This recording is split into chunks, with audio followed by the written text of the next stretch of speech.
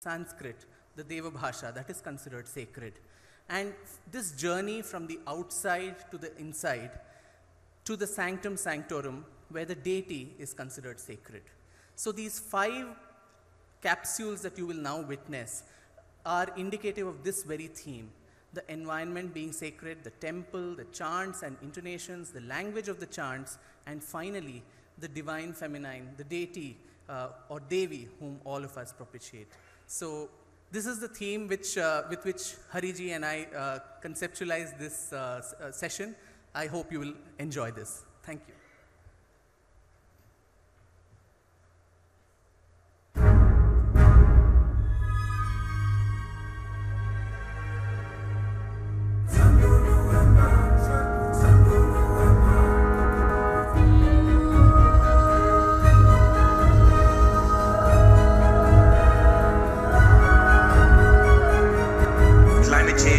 Absolutely real. Climate change is human-induced. Climate change is affecting all of us, and our actions are affecting countries on the other side of the world.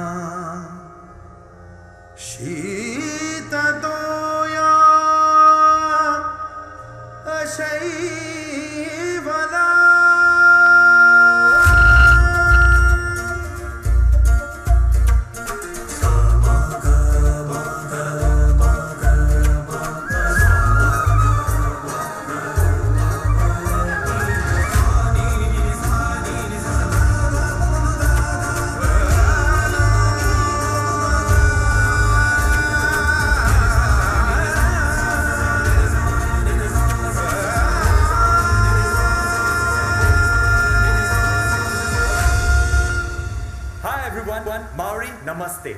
I'm Ricki Cage, and today I'm in the spectacularly beautiful island country of Kiribati. Kiribati is suffering the most catastrophic effects of climate change. Let me show you this village which I'm standing in. It's a village that used to be thriving, it had a population, it had a beautiful culture. And let me show you what it is reduced to now because of man-made climate change. Take a look.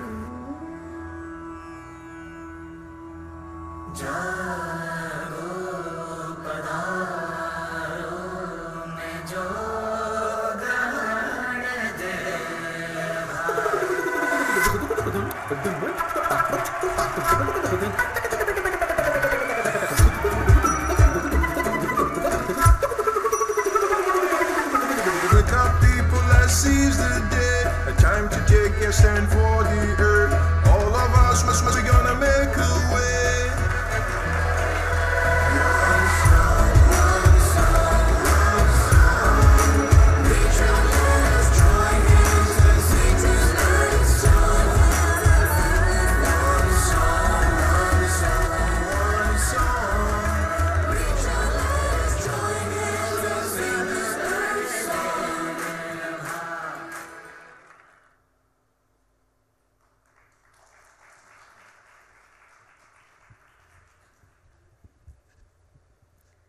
As Vikram just said, from Sanatan, we are now celebrating the sacred.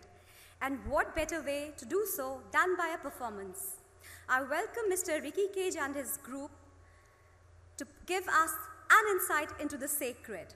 Grammy Award winner and US Billboard #1, Mr. Ricki Cage is an internationally renowned Indian music composer, conservationist, and a professor.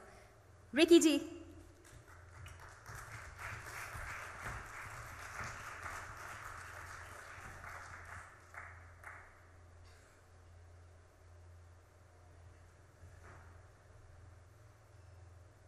Hi everyone, Namaste. Come on, you can do better than that. I know it's the evening and you've listened to a lot of talks. Namaste! Fantastic. A big round of applause to all of you. Now, first of all, I cannot even describe what an amazing, amazing honor it is for me to actually be here and do this performance and this talk with you. Could I look at the audience? I cannot see the audience at all, so can we have some lights? All that I can see is this big light into my eye. Come on, you can do better. More lights. Yeah, that's nice. Now I can see you. Fantastic. So I'd like to thank the India Foundation, most respected Ram Madhav ji, then the INDIC Academy, Vikram Sampath, my dear friend, and of course Mr. Hari Kiran ji. You guys are absolutely awesome. Come on, let's do another big round of applause for them.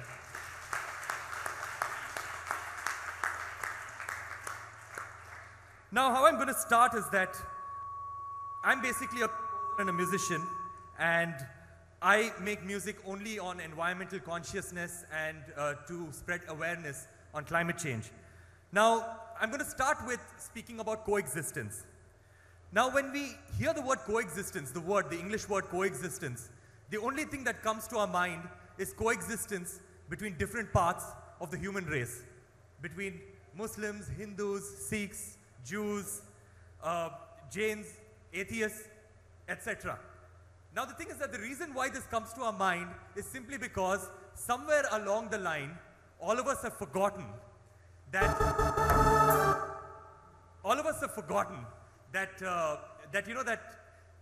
that we are not the only species on this planet, and we are just one among the millions of species on our planet Earth. Now, true coexistence is living in peace and harmony with every single being or item, every single being, whether living or non-living. In fact, Mahatma Gandhi, in his translation of the Ishavasya mantra, he said, his translation of the Ishavasya mantra was that there is the divine in every single atom of this universe, whether that atom goes on to becoming an inanimate object or an animate object. So the Ishavasya mantra becomes really important in showcasing what coexistence is all about. So now we are going to be playing the song New Beginnings, my song New Beginnings, and we're just going to do this to test the sound because we've been having a little bit of difficulty, so we're going to be using this to test our sound, and I hope you like it and I hope you enjoy this song. Here we have New Beginnings.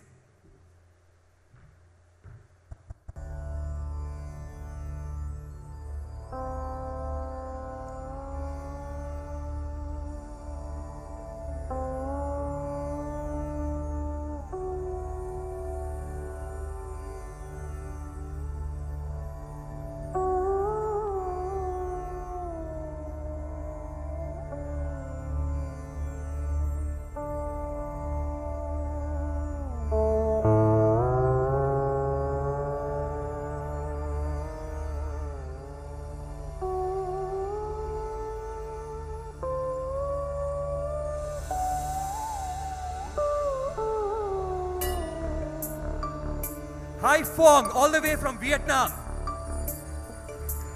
Om Ishavasyam idam sarvam. Om Ishavasyam idam sarvam. Yatkincha jagatyam jagat. Tena tyaktena bhunjitha. Magridha kasya svithanam.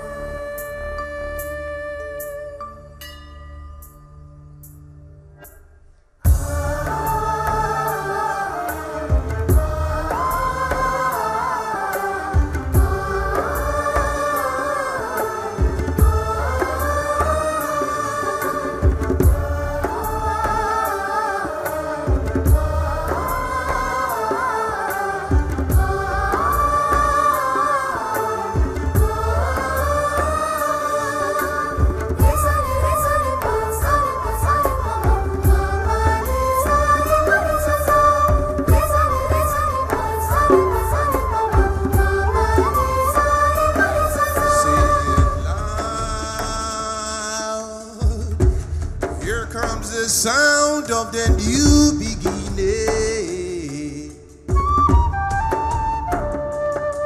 Make a way.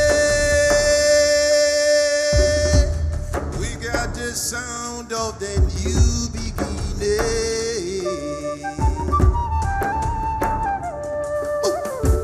Lord knows there is no separation. You and I are all part of creation.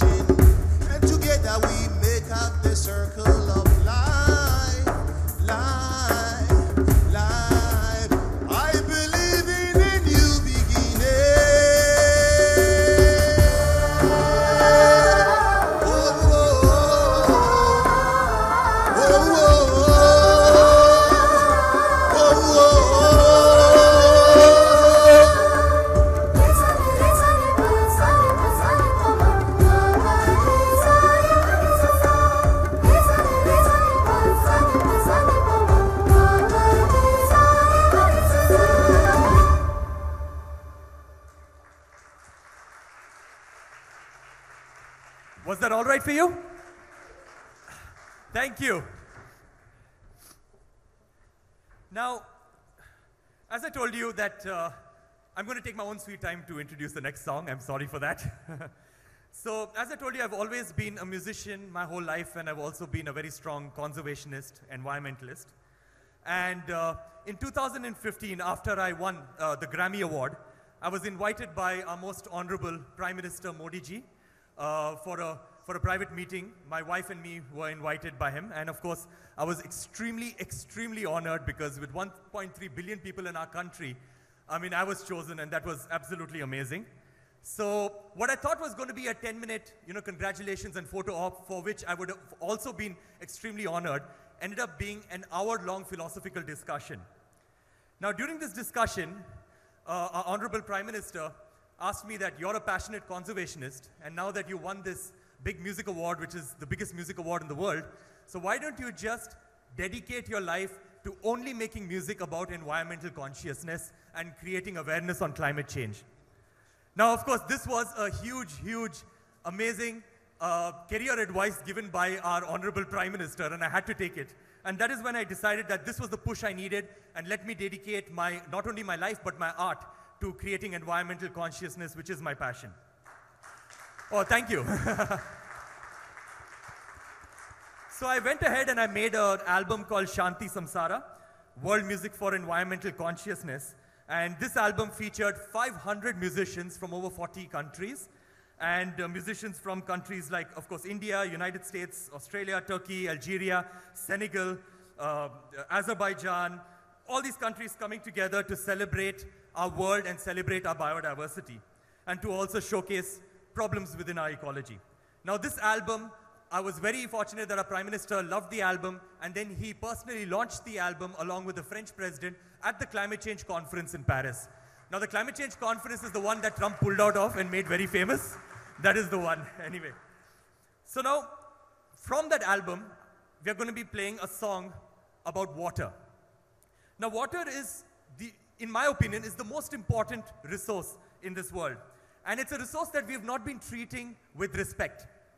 Now, the thing is that we all know that civilizations have been built along the banks of rivers, and in fact, they've moved along the flow of the rivers. When a river dries up, the civilization just perishes. So that's the importance of rivers and water. Now, in creating a song about water and rivers, I did not have to look anywhere beyond our own beautiful country and the river Ganga.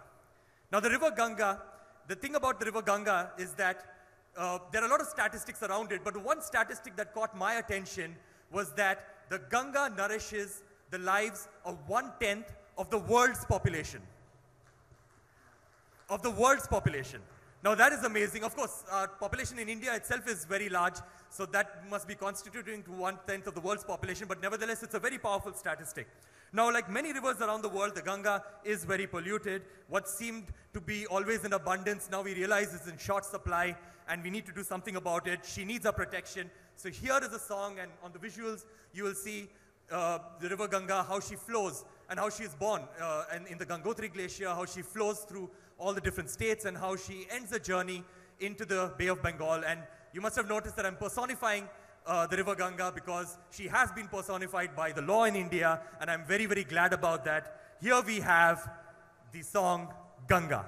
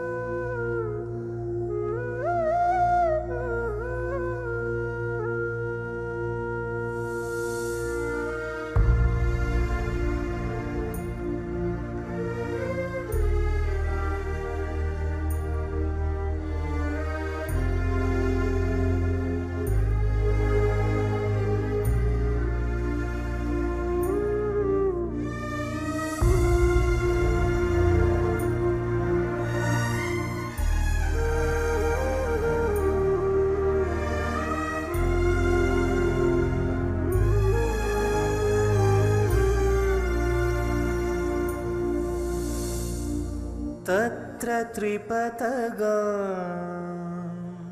Divya शीततोया अशैवला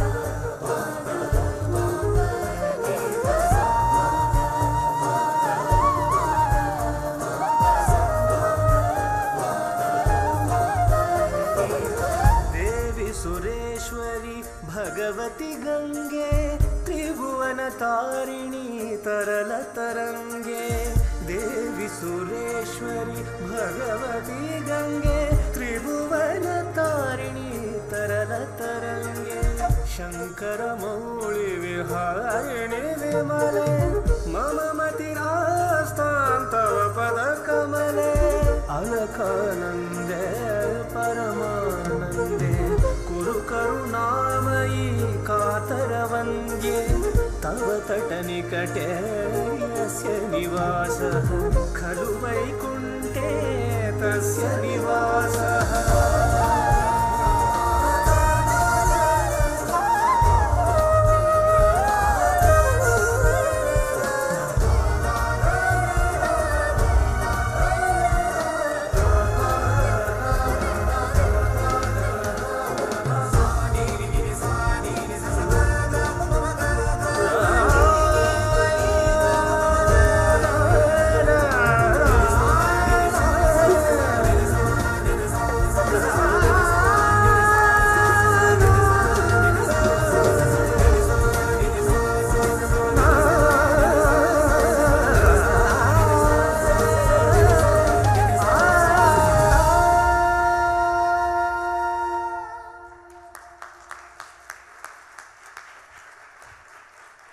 How many of you fell in love with the Ganga all over again after this?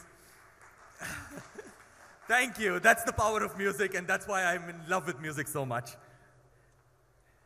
Now, for my next song, I'd like to say that every single individual in this world is connected by an intricate web of consciousness which transcends space and time. Now, I'm going to repeat that. Every individual is connected with an intricate web of consciousness which transcends space and time. Now, I'm not saying this in a wishy-washy manner, but what I'm trying to say is that every individual life plays a crucial role in maintaining a balance that serves all equally. So just like I mentioned, coexistence is key over here. Now, like in many parts of the world, India also, we have issues of human and animal conflict. So in this particular case, I'm going to be talking about human and elephant conflict. Now, long story short, elephants live in the forest, we live in the urban places and in villages. Sometimes we encroach into the forest for infrastructure, for building roads, for schools, for agricultural land. And then what happens is that the elephants are confused. There is a warlike situation between the elephants and humans. There's loss of property on both sides, sometimes life on both sides.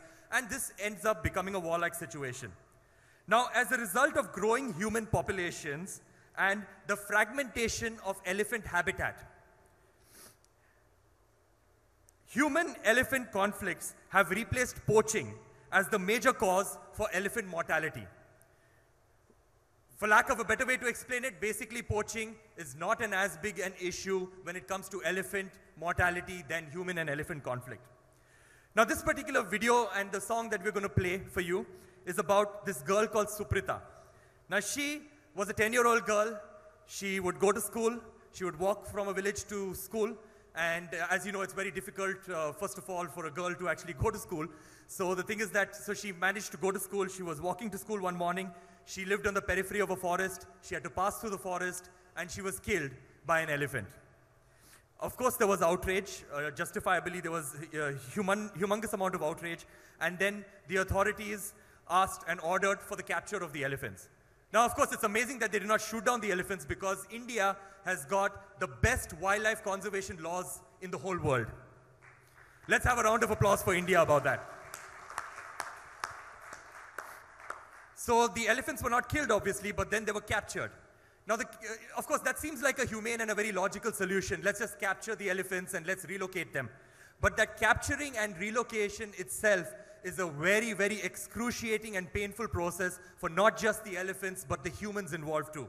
So what I'm going to show you is, I'm going to show you this video. We're going to play this song. It's called Kudrat. It is based on the Vriksha Vandanam and the Naga Vandanam juxtaposed to these images. I hope you enjoy it. Here is Kudrat.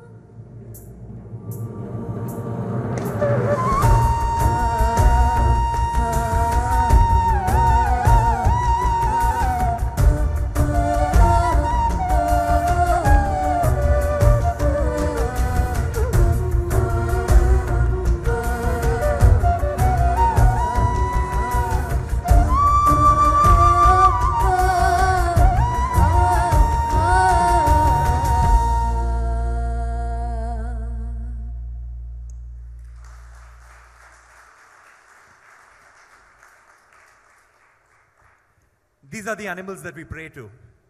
And as I said, every single atom in this world is divine. Whether that atom goes on to building something that is animate, living, or something that's inanimate, non-living. Now, over to more joyous and happier things. Our next song is a song called One Song. Now this is a song that is really, really close to my heart. It's a multicultural anthem for our planet Earth, which is our only home and the only home that we need to protect. Now I wrote this song with a very close friend of mine, a guy called Rocky Davani, who you saw in the beginning, the guy who looks like Shiva. Really cool guy. And I wrote it with him. He is a Grammy Award nominee from Ghana. So please give it up for Grammy Award nominee, Rocky Davani, all the way from Ghana. Louder. Yeah, some screams. Thank you very much, Ricki. I know it's an honor to be here, to be at this honored gathering. And today, I know that the last few days, there's been great ideas that have been shared here. And we all know the importance of cultural identity, strengthening culture, in order to be able to create and engage other communities. For me, being here in India, as a representative of my country, and at the same time, too, a cultural representative of my people, it's an honor for us to be here and to celebrate one thing that we all can agree that is our culture, that is the preservation of our incredible home, which is the earth. And I want to use the opportunity to also commend the government and people of India for their leadership in climate action and also the environment. Thank you very much. So to celebrate this song, I feel that we've been sitting. You know, sometimes music is not necessarily sitting, but it also needs to be celebrated. So I will humbly ask for everybody to stand up. Please. Let's stand up. Because we need to share this energy. Let this energy inspire us so when we go, we become instruments of change in wherever we go. Are you with me on that? Yeah. Are you with me on that? Yeah. All right, this song is one song. If you can clap, if you can dance, if you can sing, let's express it. Because in our expression, we create that energy too that can transform the world.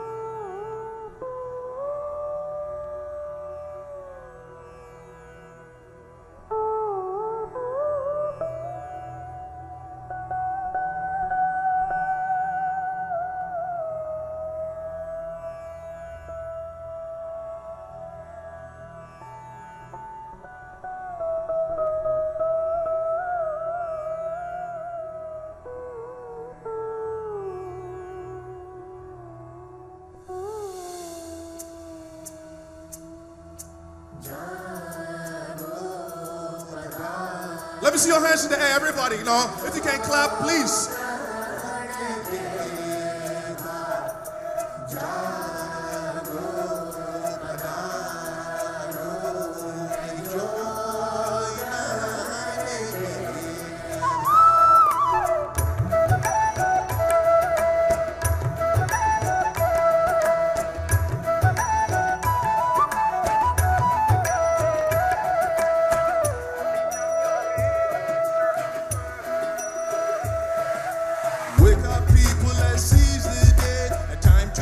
Stand for the earth. All of us, we're gonna make a way. Let's join our hands. Now we're gonna come face with faith. Turn the tide of our history. With you and me, this is victory. Let's join our hands. Calling out every station, calling out every nation, calling out all you people. Reach out, let's join hands and sing this world song. Reach out, let us join hands and sing this one song. Reach out, let us join hands and sing this world song. Reach out, let us join hands and sing this one song.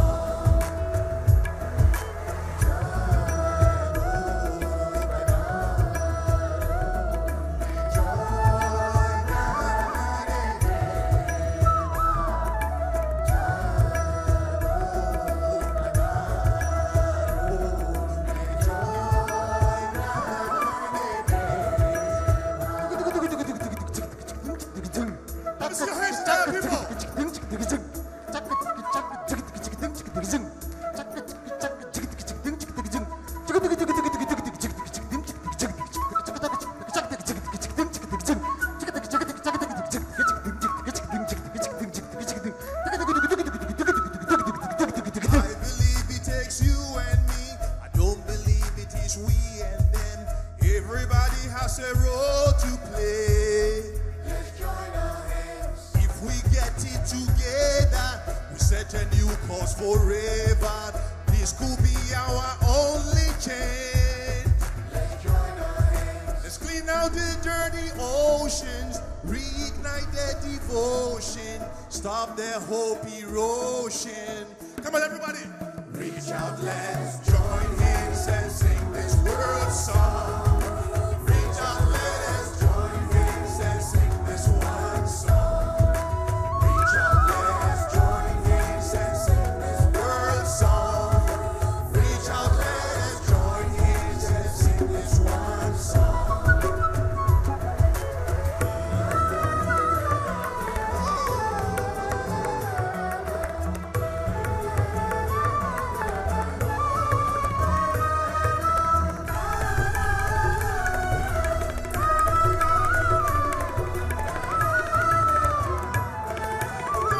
Give it up! One song, one song, one song. Reach out, let us join hands and sing this world song. One song, one song, one song. Reach out, let us join hands and sing this world song. One song, one song, one song. Reach out, let us join hands and sing this world song. One song, one song, one song. Reach out, let us join hands and sing this world song. God bless us all. God bless Ghana. God bless India. God bless you all. Thank you very much. Let's do it.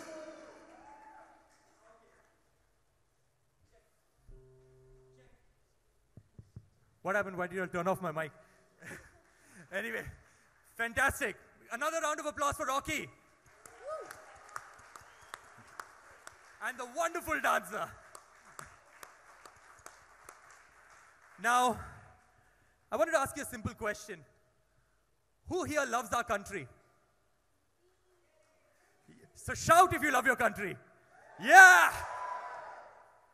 So I, of course, absolutely, I'm in love with my country. Those of you who know me, I never, ever leave my home anywhere I am in the world, even if I'm in my pajamas with my India pin. This is something that stays with me always. Now, if biodiversity is the measure of the wealth of a nation, I'll repeat myself, if biodiversity is a measure of the wealth of a nation, then India is the richest country in the whole world. There is a very important saying in conservation that we only protect things that we love. At the end of the day, that's the way we humans are. We only protect things that we love. And we only love things that we understand. And we only understand things that we are taught. So I've made it my mission through my music and through my visuals, through my concerts, to make everyone in India fall in love with our biodiversity. So I made an instrumental version of our beloved national anthem. And I had to make a video for it. So I was wondering, what do we do in the video? Because mostly, if you look at patriotic videos, who are there in the videos? There are celebrities, there are actors, there are actresses, there are television stars. That's what you have in these videos. So my team and me, we decided that we are going to showcase through our video, we're going to showcase the true inhabitants of India. Now, who are the true inhabitants of India?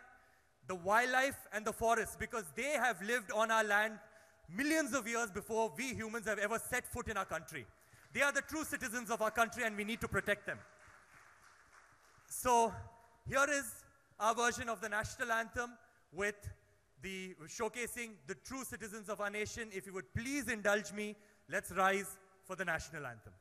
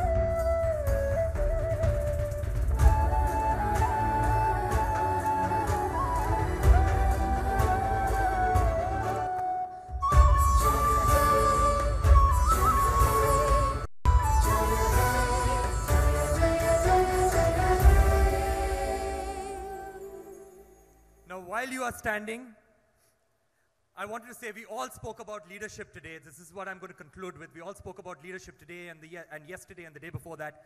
Along with financial, corporate, social, political, and business leaders, it's high time that India took leadership for the environment and mitigating the effects of climate change. Don't you all agree with me?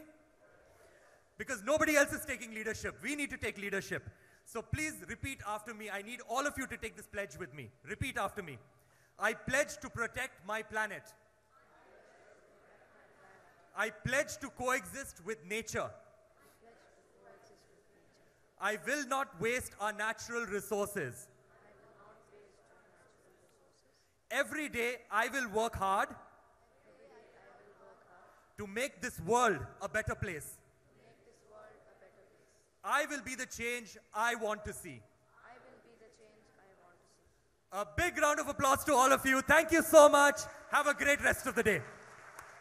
Let me introduce everyone. On vocals, our choir, Jerusha, Dominic, Karen, the amazing Muthukumar Vachuaso, percussion player, Sharan Raj, this year's State Award winner in Karnataka for Best Music Director.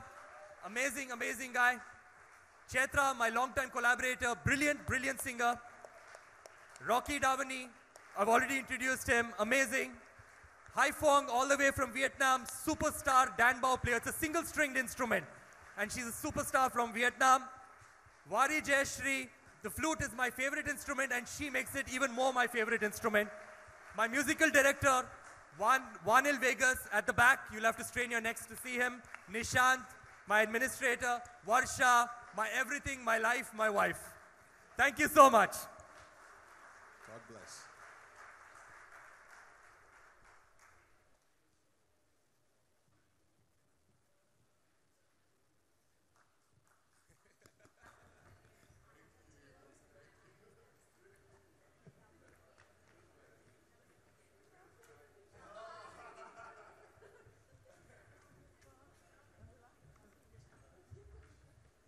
We'll immediately start our next speaker, so please do stay.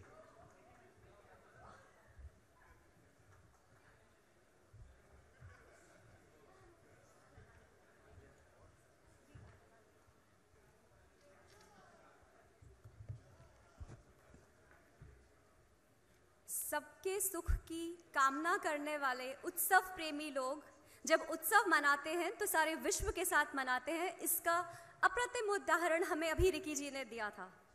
Let's hear it once again for Ricki ji and his group.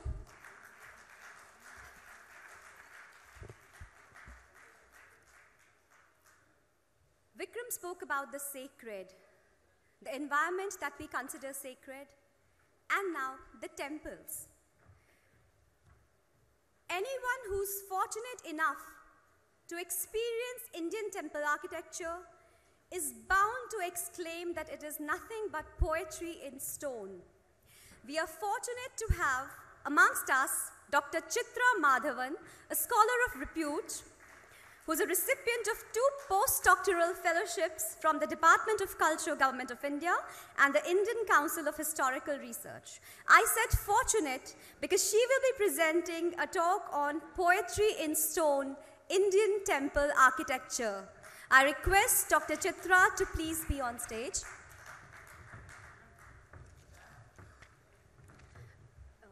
Just a second.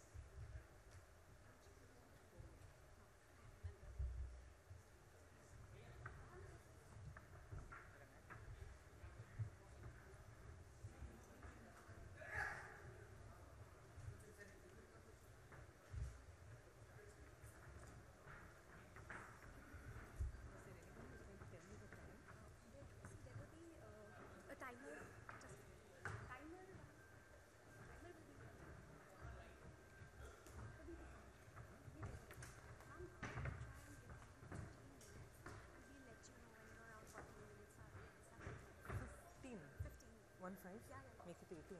Okay, no problem. So we'll let you know.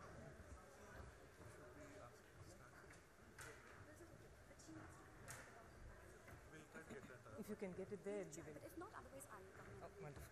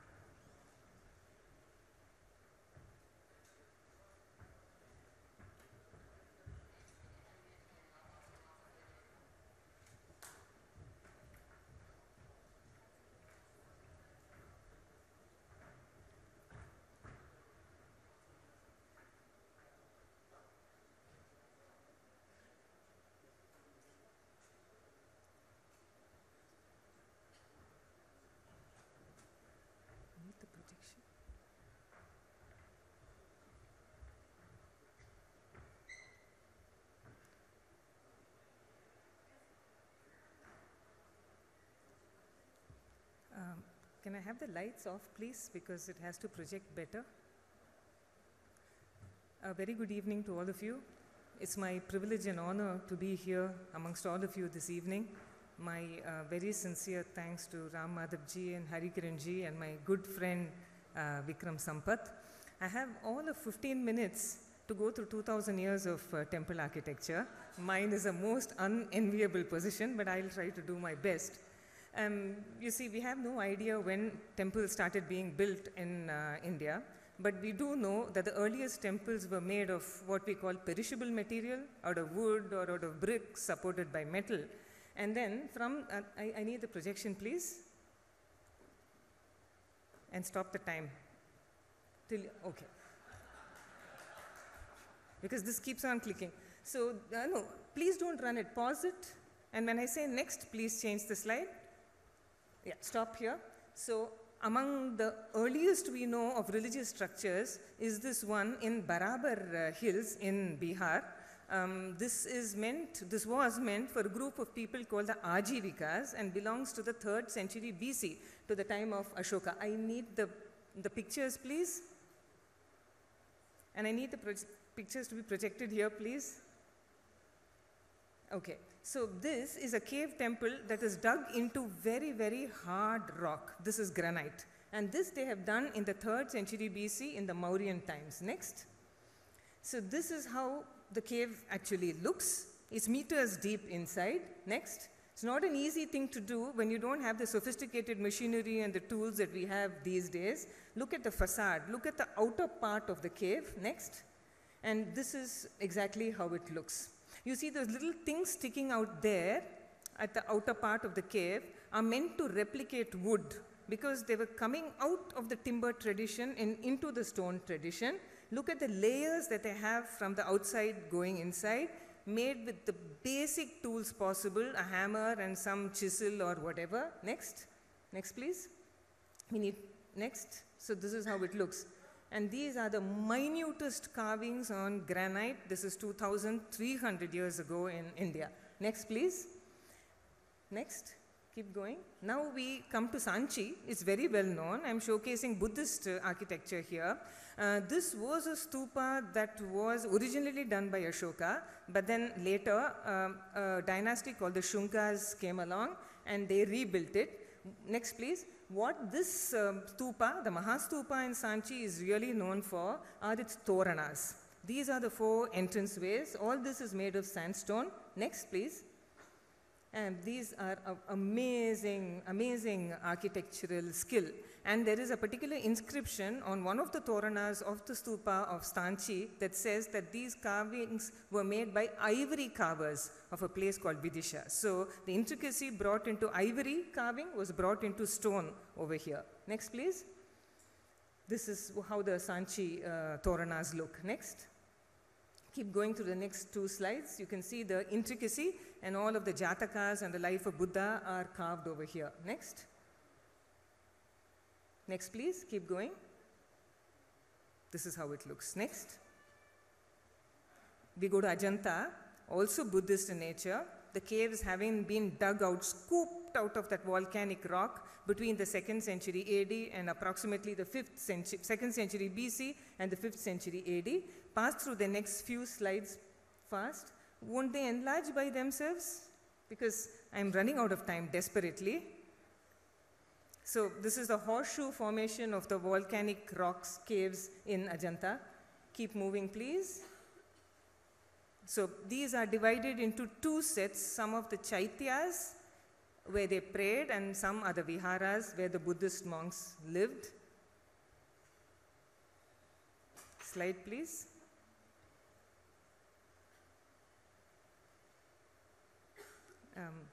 I can't take this forward without the slides.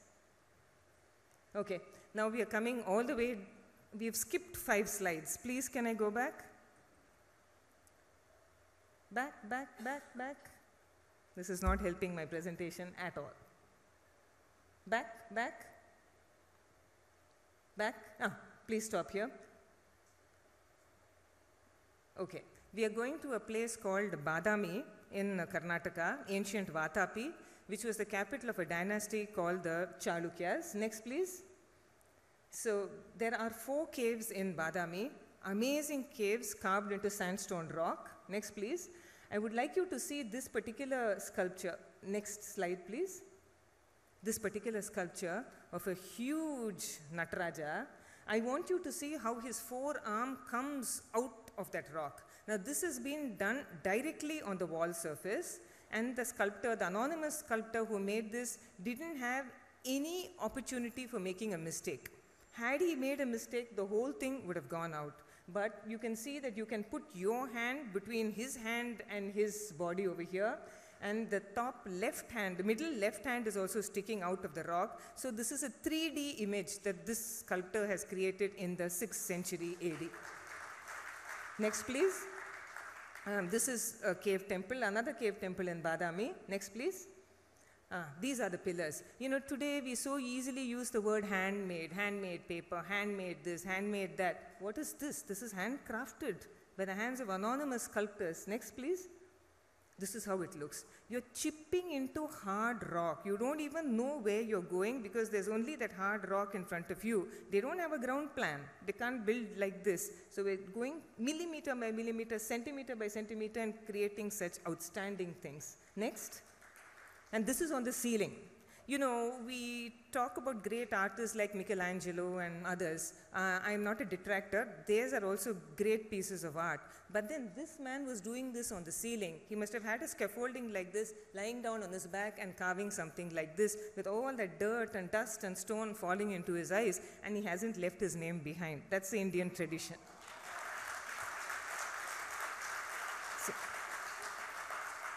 All this applause goes to that anonymous sculptor. Next, please. All this is on the ceiling of the cave temples of Badami. Next. All of this. Next, please. And the pillars over here. Outstanding miniature workmanship. Next 3 slides, keep going through. We can only stand and observe. No words are necessary. These are like the ribs of our body, the ribs of the pillar. Next, please. Keep going. I am now crossing the river Malaprabha in Karnataka. Next. And we are going to a place called Aihole. Now, the structural temple, the slide before, the structural temple tradition starts. Can you see the shape of this temple? It's got a beautiful name in Sanskritam. It's called Gaja Prishta. You all know that Gaja is elephant and Prishta is back. So if you view it from the back, it looks like the carved back of an elephant. And that's the architectural terminology for this. Next, please. This is a lovely double-storied temple. Can you see the lines on the roof? Now, the lines have been put there on purpose by the architects to replicate the wooden tradition that they were used to before they transferred to the stone medium. Next, please. I'm taking you now to Tamil Nadu. This is a place about 5 hours journey from Chennai, the capital of Tamil Nadu. This place is called the Rock Fort. Please, next. And this is a lovely little 7th century temple. It's also a cave temple. Next. And here inside you find one of the best representations of Gangadhara, Shiva. You can see Ganga coming onto the matted locks of Shiva. There are 2 inscriptions etched on the side, and this was a creation of a great king named Mahendravarman Pallava in the 7th century AD. Next, please. We now come to Mamallapuram, which is about 45 minutes from the city of Chennai. Look at the carving. Look at how beautifully the 2 pillars, these are not built. These have been scooped out of hard rock. And look at how perfect they are. You can't build something like this today, but you could scoop out of hard rock and carve something like this in the 7th century AD. Next, please. And these are all the monumental sculptures inside, all carved directly on hard granite over here. Next 2 slides. Stop here, please. The previous one. I want you to notice here, this is Trivikrama, the form of Vishnu Vamana, who became Trivikrama. You can just look at it for a second and say, I've seen this sculpture, and you can pass on. But you can also notice that on the left side, the 4 hands come in front of the leg. So did this sculptor carve the hands first, or did he carve the leg first? And if you notice very carefully, the leg can be seen in 4 portions: the thigh, the middle part, the ankle, and the toe sticking up over there. So, you know, if I had to draw this on a piece of paper, I think I would be reaching for my eraser before I reached for my pencil. But this is on hard rock. and not a single mistake was done over here. If you look at the right-hand side, the sword runs in front of the first two hands and behind that hand that's up there. Look at the thought process and look at the execution. Next, please. And this is Gajalakshmi. Even if I have to show only a few slides and I know I'm running out of time, I'll just do this and I'll get off the stage before the bell rings. I want you to look at a very exquisite Lakshmi. You know, Lakshmi is always said to be seated in Padmasana, like this. We know that that's the iconographically correct way of representing Lakshmi. But the Pallava sculptor of the 7th century was so ingenious. This also is Padmasana because she's seated on a lotus, Padma Asana. All right? So, there is goddess Lakshmi. And nowadays, if you buy a gold coin, if you buy a sculpture or a painting, the two gajas or two elephants will be perfectly poised about her, turning their pots upside down and pouring water on her. That's not the case here. The elephant to our left holds a pot of water. So directly above the head of Lakshmi, and he's pouring the Abhisheka Jala, the holy water. Now that elephant on the other side is wrapping his trunk around the pot of water that is held by the maid in waiting. Now when this elephant pours the water and brings his trunk down, that elephant will take his pot of water and do the Abhisheka, by which time this elephant will bring his pot of water down and take this pot of water. You see? You talk about animation, you talk about graphics. What is this? Is animation from the 7th century AD and done directly on hard stone. Next, please. And this is goddess Durga, very badly mutilated. We are a country of vandals. Let's accept it. From then to now, we like to vandalize the best of things. So this is a man to her right and to our left. Can you see that he's cutting off his own head? So this was a tradition that was practiced in ancient India for various reasons into which I can't go now for time constraints. But we have graphic illustrations from Indian art about customs and social practices that were prevalent in times bygone. Next, please. Look at this. Durga is Mahishasuramardini, absolutely animated. Mahishasura is caught in that moment in stone when he's just about to topple, and Durga has to let go of her arrow. That's all. She is absolutely feminine, but an absolute personification of courage over there. Chin up. Can you see that? Next, please. Now we are going to another next step in temple architecture. This is also 7th century. This is also South India. We have left the chiseling in tradition, cutting into hard rock. Instead of that, we are cutting out hard rock. So each of these monuments that you see here has been cut out of a single boulder of granite, and each is in a different shape, each is in a different size. Please run through the next few slides very fast. So see this, that was for Durga. Please keep going. For Shiva, for reclining Vishnu. Look at the top, beautifully chiseled. And as they came to the bottom, work unfortunately stopped. This was for Shiva, stop here. This is a 3-storied building. Can you believe that? They were starting from the top and working their way towards the bottom. There is a first story with a Pradakshina Pata. There is a second story with a Pradakshina Pata. They were going to put the lowermost Garbhagriha and put a Pradakshina Pata, and they were going to connect all 3 with a staircase. Unfortunately, work stopped. We don't know the reason. What they were trying to do in a single piece of granite was to have 3 vertically aligned sanctum with 3 Pradakshina passages interconnected inside with a stairway in the 7th century AD. Next, please. Next. We talk of portrait sculptures. This is a portrait sculpture of the 7th century king, Mamalla, great wrestler, Narasimhavarman, and his portrait is here. Next, please. Next. Now, this is another Gajaprishta temple, meaning the back is like an elephant. Next slide. So, the Pallava sculptors on purpose chose 2 rocks, one big and one small, sitting next to each other. They didn't write down in an inscription that this is a Gajaprishta temple. All they did was to change the small rock into an elephant with its back facing in the same direction, so that you will know that that is a Gaja, elephant, with a Prishta, back, and this is a Gajaprishta monument. It was for you to understand this. Next, please. Even if you didn't know all that, this sculpture by itself is so beautiful, and you think this is tuskless, but I think the sculptors of the 7th century left it behind just like that. I think that, you know what they would have done? There were so many war elephants that were left dying, so they would have pulled out the tusks and they would inserted it here, and it would have looked very lifelike, like a real elephant. But that's my take on it. Next, please. Elephanta, beautiful cave temples, 8th century. Next, please. And this is how it looks. Please keep going. Next few slides. This is so well known, but imagine making an unfortunately very, this not many people know about. Southernmost region of Tamil Nadu, there's a place called Kalugumalai. Look at it from the top. Next one.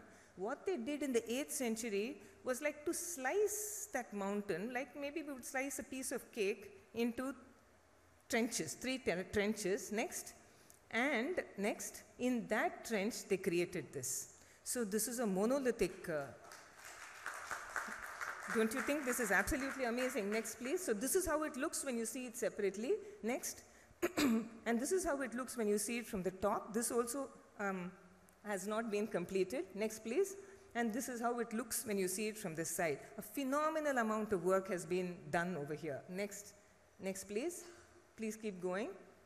Next. And this is the famous Kailash temple in Ellora. This was, we don't use the word built, you use chiseled. So this was done almost at the same time as that one in Tamil Nadu was done. Out of one piece of living rock, they have carved something this magnificent. Next, please. I just take 2 more minutes. This is Ellora. Next, keep going. Out of one piece of rock. Now this is a temple that has been constructed, stone upon stone upon stone. Keep going. Next few slides. Next few slides. Just keep going very fast. So you can see how temple architecture develops. The temples are getting, keep going, bigger and bigger and bigger and bigger. And all of the sculptures were painted once upon a time. This was soft vegetable dye. Look at this Shiva over here. This is Urdhva Tandava. Next. And the genuine vegetable colors that the temples were painted with. I want to concentrate on this temple, and even if I stop with this, there's no problem. This is a temple in Kanchipuram, the famous city in South India. Next, this is the only, keep going, next few slides, the only temple in the whole world that has a series of sculptures. Next, please, over here. Next, just look at the inner walls. Stop here. Those inconspicuous, very dirty sculptures that you're seeing here, they shouldn't be whitewashed. They should be taken care of very carefully because they showcase, for the first and the last time in the history of the world, in sculpture, all the events that took place in the reign of one dynasty. One king is born, all the things he did, and then he dies, and then his son comes to the throne, all the things he did and he dies, and next son. For about almost 6 centuries, they have showcased everything on the walls of this temple. My time's up. I meant to show you very much more, but it's just that no amount of time is enough. I just want to say one thing. You know, all over the world, when we think of treasures, we are only thinking of gold and diamonds and jewels and all kinds of things. But these are India's treasures. Our temples, the great architecture, the pieces of sculpture, and all the inscriptions that have been left behind for us, these are also very, very great treasures. I don't know why we don't think of them as such. Our ancestors over the last 2,000 years have given us this immense treasure, immense treasure.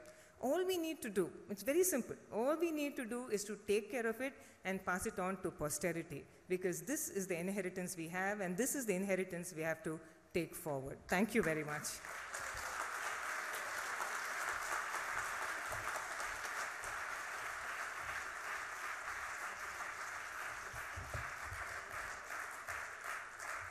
Thank you so much, Chitraji. That was truly amazing. From environment to the temple, and now intonation and chants.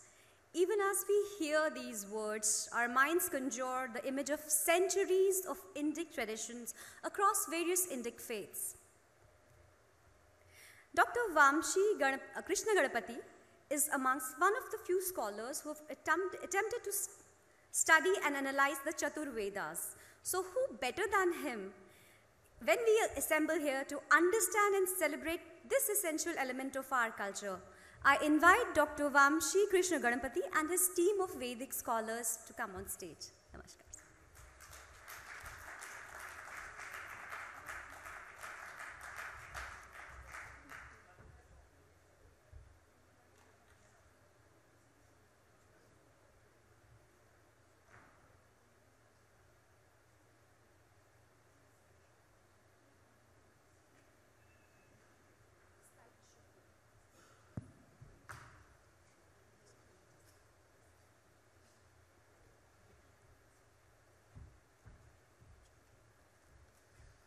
Pranam, Jai Gurudeva Datta.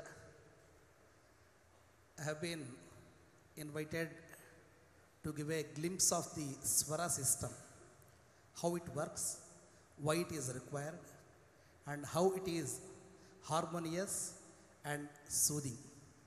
So let's have an idea of what it is. Next slide, please.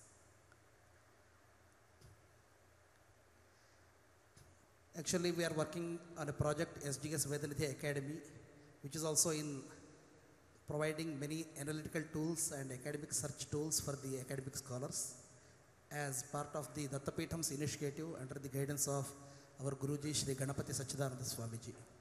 Next slide. Now the intonations. Intonation and tones, the swaras. Is this unique to the scriptures or it has any relevance to the current languages that we deploy for our expression of thoughts? Now we have listened to some musical presentations very recently by some of our artist friends. Just imagine that instead of singing those swaras, if they had said sapasa, sanidapasa, what would it appear to our mind? Does it look convincing? No. It has something more.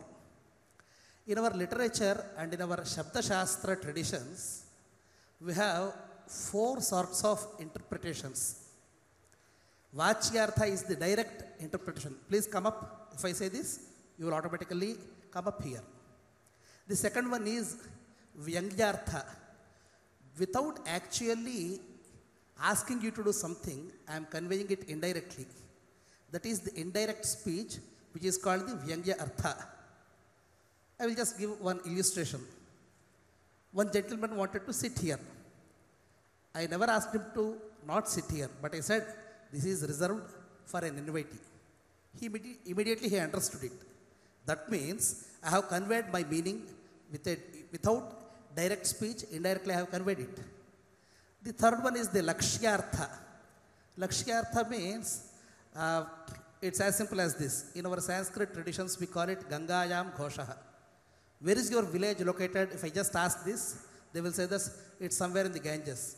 Does it mean that the village is residing at, the people are dwelling in the river? It does not mean it. It means they are dwelling at the banks of the river. That is the Lakshyartha. The fourth one is the Dhvani, which is very, very important. And the Rasasastrajñas such as Ananda Vardhana have given a beautiful narration of it. Dhvani is the Atma, the soul of the entire Kavya is resident in Dhvani. Because what exactly is conveyed is by the total expression, that is called the Dhvani. Next slide. Now, the intonations in our daily speeches, they have several connotations. Our cartoonists are one of the best. Without actually expressing anything, they just put 2 narratives together and want us to understand it. In our movies, in our dramas, we have too many things. Now let me go to the next slide. This is the most illustrated, commented upon, satired upon, critiqued upon comment. 2 words, just 2 words. What were they? Achhe din. What did our Prime Minister do? He just tweeted, Achhe din aane wale hai. Just Achhe din. That means good days, that's it. Now what is the connotation made out of it? First, an expectation was made out of it. People thought we are getting better days. And there was excitement just with those 2 words. And now there was a promise delivered by the future leader of the country. And we have the second side to this coin. What is that? The despair. That means if you want a better day, that means you are in despair and you wanted something. And of course, the defeated opponents were always there. They were in despair. So they were just making to pounce upon this promise. And there was a satire always there. You can see the tweets from our opposition leaders. Every day they say, oh, this is the Achhe din he promised. We have been always commenting upon it. And the analysts have also started to ask the questions. Achhe din yahi hai? Is this Achhe din? Because just 2 words with their intonations, they make understand different contexts. And we all know that it is all contextual. The word set, S-E-T, set, in English has 127 combinations which give different meanings. In tennis, it's something. When you go to an eatery and Bangalore, you ask them, set means they give you a set dosa. And if it is a movie set, it's something different. So the context is also very important. And how best we make out of all these things. Now we are going back to the ancient traditions of Vedas. Are swaras necessary? These days we have so many internet gurus. You just go to any YouTube channel, you have plethora of channels and speakers giving out various advices. They give you the homegrown traditions. You just play the video, you will be beautifully able to repeat it. Is that enough? And is this the only medium that is available for us to learn the swaras, or is it at all required? As I said, the swaras can make or break the tradition because the meaning is totally dependent on the swaras. We will go to the linguistic part at a later point of time. Now for a beginner, let me explain that there are 4 Vedas: Rigveda, Yajurveda, Samaveda, Atharveda. Actually, the first 3 are unique by their nature. Rig is the Parimita Akshara. Parimita Akshara means one which is measured according to the meter. That is the Parimita Akshara, that is Rigveda. The second part is the Yajurveda. Yajus means something which is not metered and which has many letters, many syllables in it. To the previous slide, please. Previous slide. Yes. Samaveda is the improvisation of the same syllables in Rigveda. We will have a demonstration with our team members here. And the Atharva Veda is actually, it's a combination of many of the Riks and some of the traditions of the Yajurveda. And Atharva is the name of the Rishi who is one of the proponents of the Sampradaya Pravartaka of Atharva Veda. So Atharva is not a class of mantras. So let me explain it. We have 3 classes. One is the Rig class, the second one is the Yajus class, and the third one is the category of Sama, which is the improvisation. Atharva is one among them. Next slide, please. Now we are going to the Swara part of it. As I said, each letter has a property which is called the Swara. Now, Rigveda and Atharva Veda have similarities. They have 2 Swaras called Udatta and Anudatta. Yajurveda also has similarity, but with a different type of intonation, Udatta and Anudatta. The Samaveda has 7 Swaras, which we always appreciate that constitutes the basis for the music traditions of India today. Next slide. Now, what is Udatta? The literal meaning of Udatta is something which is very high in stature. Uchchai Udattaha. This is the most important sutra in all the Pratishakyas, the specialist treatises to analyze the pronunciation and understanding of Vedic texts, Pratishakya. And of course, the Vyakarana Shastra also says about it. Anudatta is something lower than this. A combination of Udatta and Anudatta is called Swarita. Next slide. In Samaveda, we have got 7 Swaras. Prathama, first one. Dvitiya, the second one. Tritiya, the third one. Chaturtha, Mandra is the lower one. Atiswara, the upper one. And the Krushta is the one which is actually elongated. Next slide. In Sangeeta, we have similar swaras: Shadja, Rishabha, Gandhara, Madhyama, Panchama, Dhaivata, and Nishada. Next slide. In addition to the swaras, before reciting any Veda mantra, we have a tradition of remembering the seer of that particular mantra, the meter in which it is set, and the deity it is set upon, and the Viniyoga, the usage, primary usage for that it is envisaged. With this, I invite our teammates to give us a glimpse of Rigveda, Yajurveda, Samaveda, and Atharva Veda. Next slide, please. Now we are coming to the Rigveda part.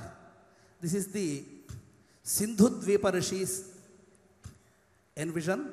Apan, Napat, and Soma are the deities, and of course the water. And Gayatri is the Chandas, and it is Vardhamana Gayatri Chandas for the fourth one. Now the chant starts for Rigveda. Om Apohishtama Yobhuvastana Urjeda Dhatana Maherana Ayachakshase Yobashipata Morasastasya Bhajayate Hanaha Ushatiriva Mataraha Tasma Arangamama Voyas Yakshaya Ayajinvatha Apo Janayatha Janaha Isha Navarya Nangshayanti Shirshadinam Apoya Achami Bheshajam. It concludes with the prayer that we seek the water to bless us with the medicine, because water itself is a medicine. So we are requesting that. Now the next part is the Ashushishana.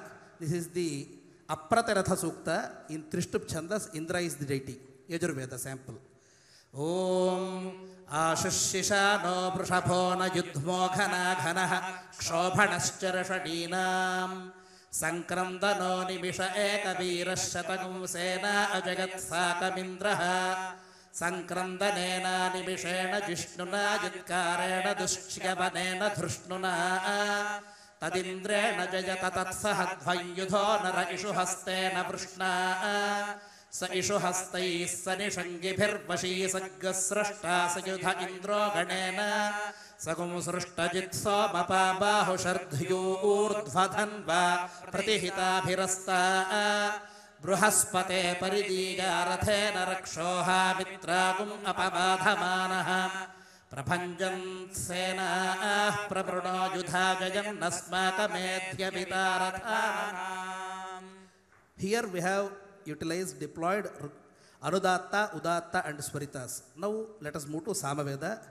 This is the Sama which is invoked as a prayer at the beginning of every recitation. This is dedicated to Indra again, and also said to be a hymn dedicated to Ganapati.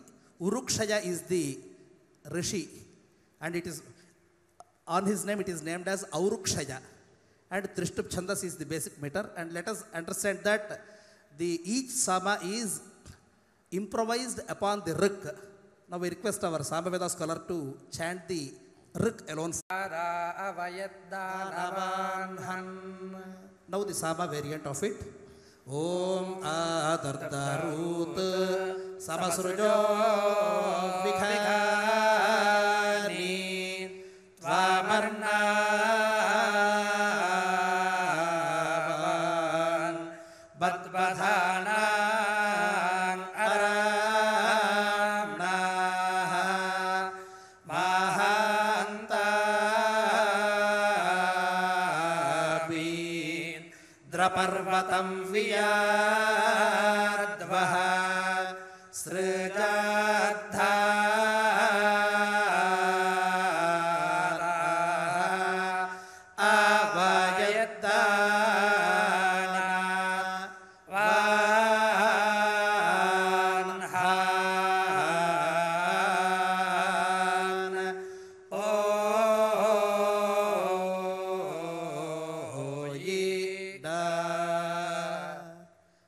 Sama variant.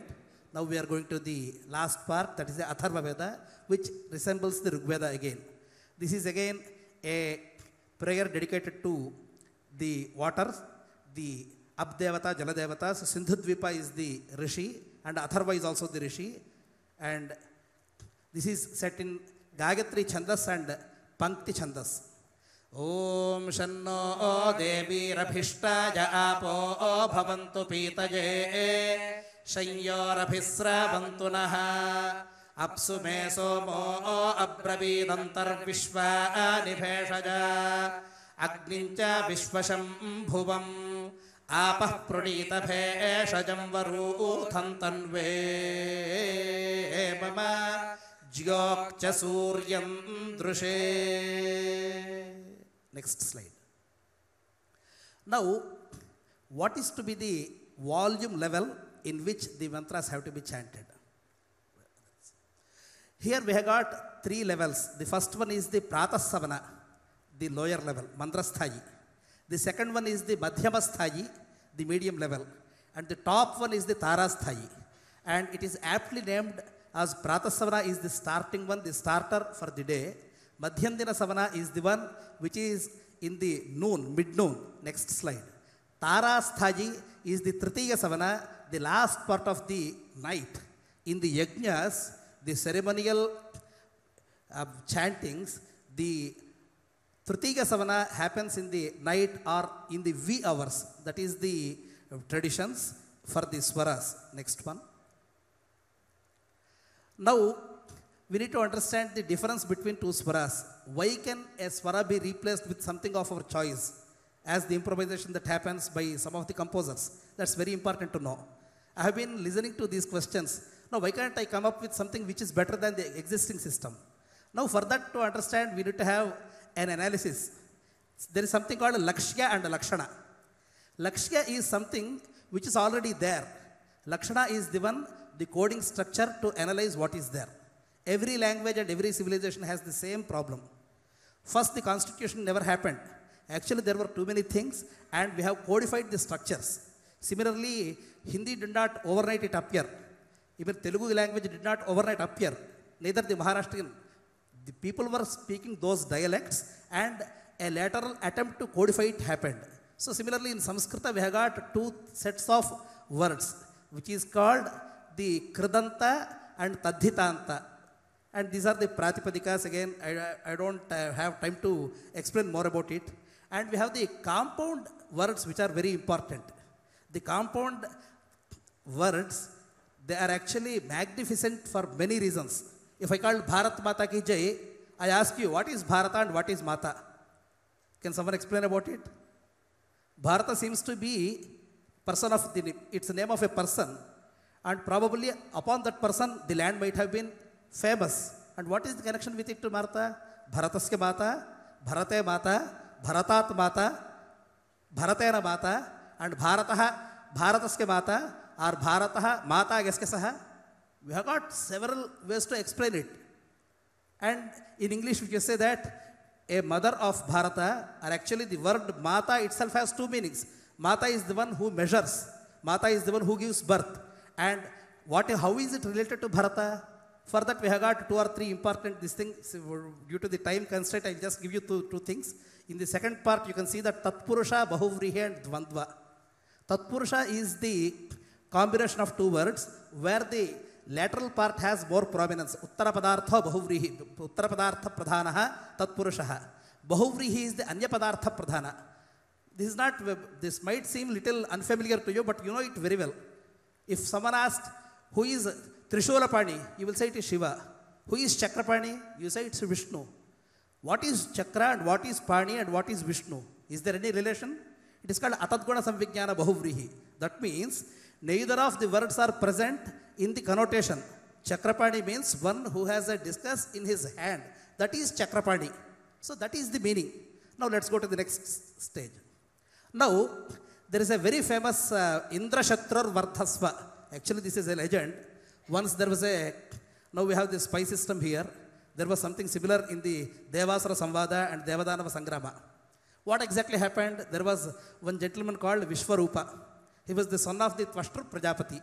He was siding the deities, but in incognito he was actually a benefactor of the Asuras, the Rakshasas. So Indra has actually sensed that there is a espionage going on here and he wanted to exterminate him. So what were the options? Actually Vritra represented a very powerful sect in the entire ecology system. So once Vritra is exterminated, there is going to be a huge harm to the humanity and the ecology. Then he had thought enough and finally he has decided to take the call. And all the three heads were amputated. What happened next? There was rage. Tvashtra Prajapati was in great rage. So he performed a yajna.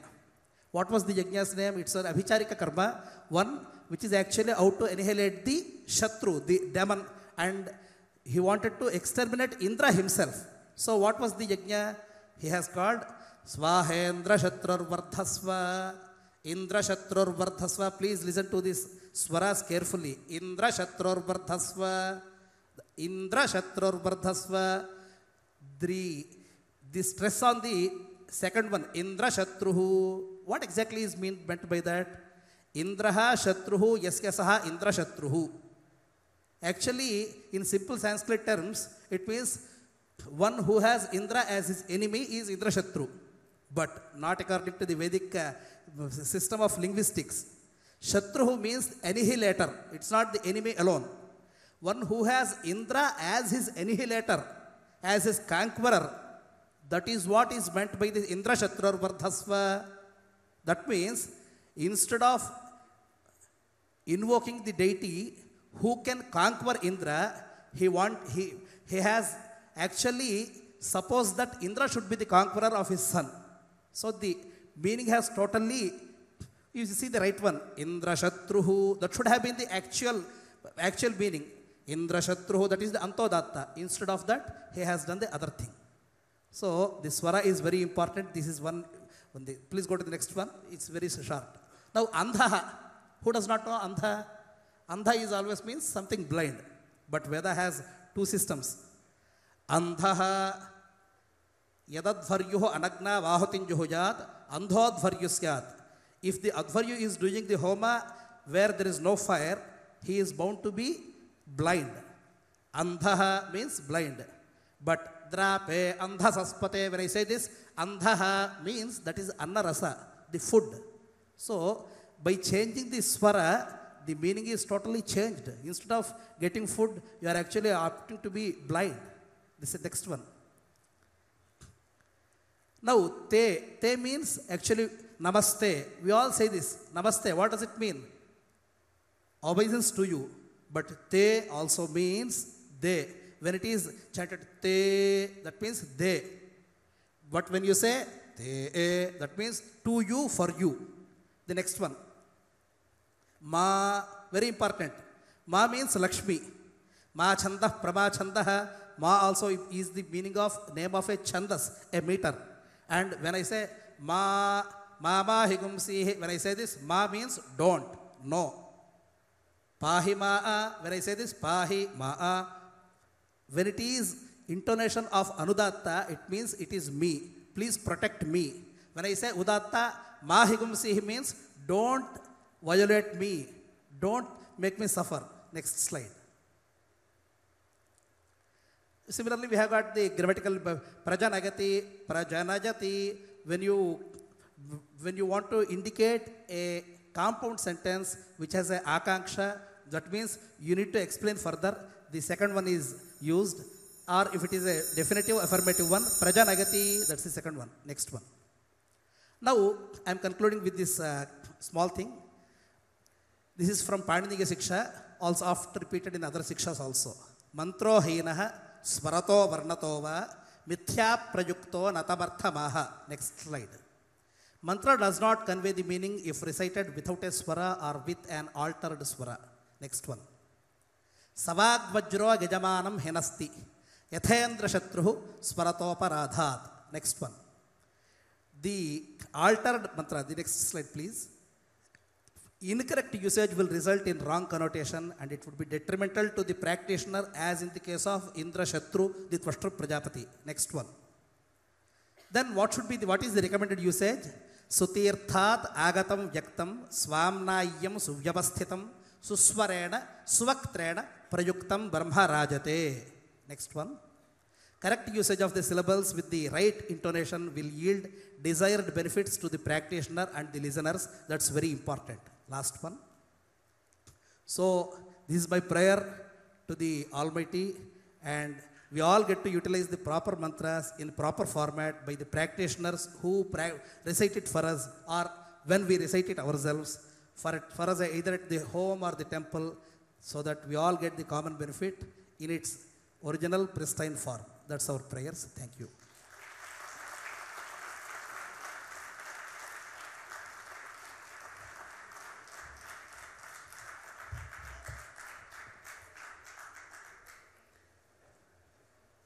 That was truly enriching. Dr. Vamshi Krishna Ghanapati ji. The first correction I made is in your name. Sorry for having pronounced it incorrectly earlier. Our next speaker is Dr. Nagaraj Paturi, a distinguished professor, member of the Board of Studies, MIT School of Vedic Sciences, Pune. Today he is here with us with a presentation on Speech Divine, Not Because It's Mine. Dr. Nagaraj Paturi ji.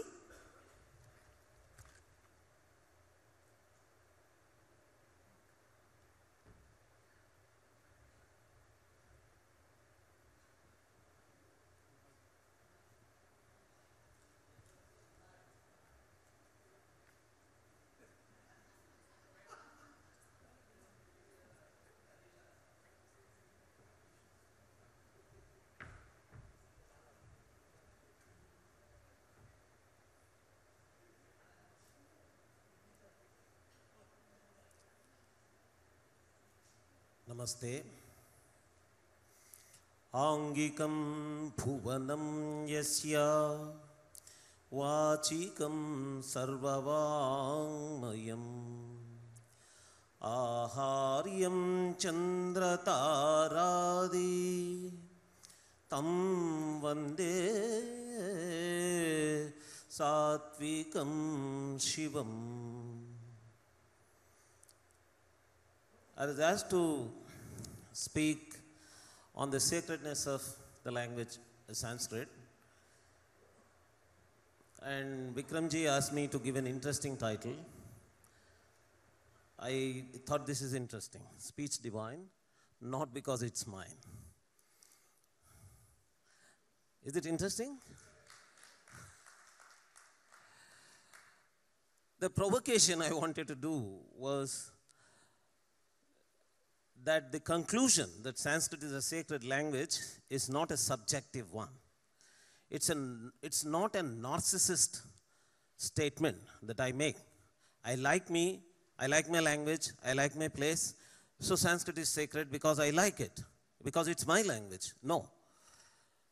I wanted to show that Sanskrit is sacred even if it were not my language, even if I were to speak as an outsider. Even from an objective perspective, I can prove that Sanskrit is a sacred language. That's the intention in the title. I'm used to fighting, not speaking usually. My speaking is usually a debating. And this is the debate I start.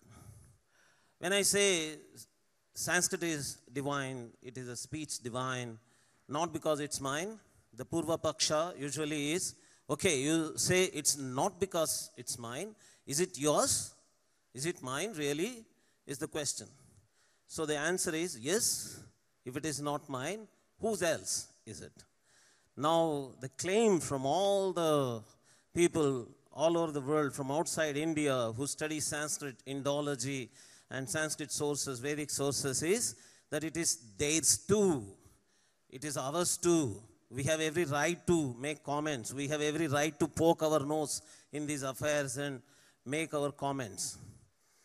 And the reasons they give is that it's not born in your country. Recently there was an article in a news magazine in which the guy says, oh, these guys are celebrating World Sanskrit Conference somewhere in some Southeast Asian country, as if it is their language. They do not know that it is born in Syria. I know it. It's born in Syria. There is a Mitanni document. It is born there without knowing that these are celebrating Sanskrit as their language.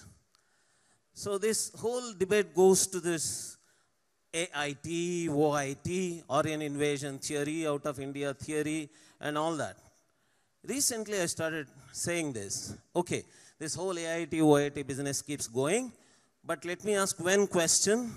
Who has been nurturing and nourishing this language, Sanskrit, for millennia? Did you? For the last few decades, or maybe a century, or in the 19th century, Max Muller or MacDonnell, you started learning Sanskrit.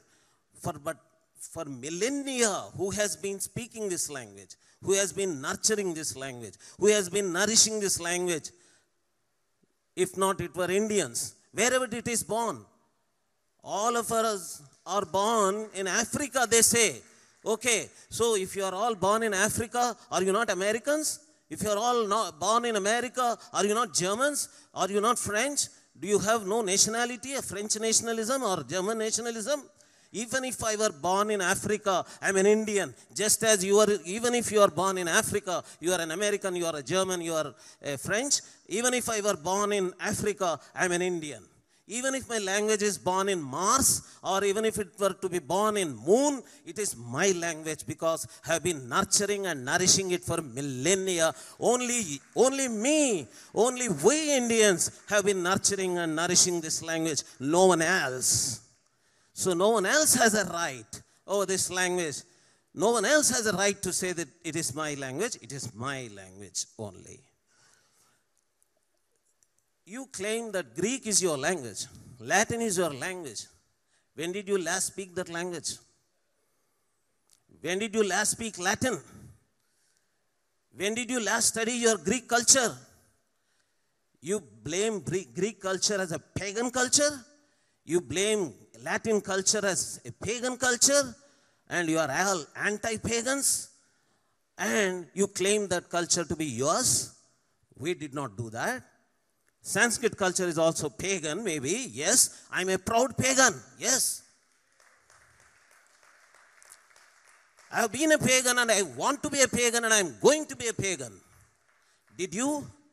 You gave up your paganism and you are anti-pagans and you claim Greek and Latin to be your languages. I cannot claim my language, which I have been nurturing and nourishing without calling it pagan, without opposing it as pagan culture. Should I not own it up? Yes, I have every right to own that culture up. And why did I say Sanskrit is divine? Previous slide, please. Okay, next slide. When I say Sanskrit is divine, people quote this word, Devim Vacham Ajanayanta Devaha from Rig Veda. Tam Vishwarupah Pashavo Vadanti is also there in that. When there is Tam Vishwarupaha Pashavo Vadanti, what does it say? Does it say that Sanskrit is alone the Devi Vacha, Daivim Vacham means only Sanskrit there? It is saying that all things, all animals are speaking, which means that language as a phenomenon, speech as a phenomenon is divine. So what is being celebrated in Rig Veda is not Sanskrit as a language. It is what is being celebrated there is speech itself, language itself. All language is divine is what is being said there. When Rig Veda or some other Yajurveda mantras which are in praise of Agni, the Devata is Agni, they are all praising, they are actually praising language as a universal phenomenon. All language is divine because something which is happening in you is not happening in other animals. So something miraculous is happening in you. That is why it has been worshipped as Vrishabha. Mahadevo Martyam Avivesha. Mahadevo Vrishabho Martyam Avivesha. It is something like a bull that it has possessed you. It has possessed you. Language. So what I am saying is that all speech is divine. All languages are divine. That is what my language is saying. My language is divine because it is calling all other languages also as divine. It is the only language which calls all other languages as divine. And next slide, please. The Purva Paksha that I want to take up today is, there were debates all the time, even among our own INDIC friends, that you call Sanskrit as divine because you believe that God has created it. God, somewhere sitting on the sky, he said, let there be light, and there was light. Okay? These funny things we never did. We never said that there is a God. Let there be language, there was language. This kind of a thing never happened in Vedas.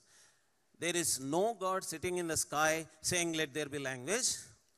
language is divine not because it is created by some God sitting there.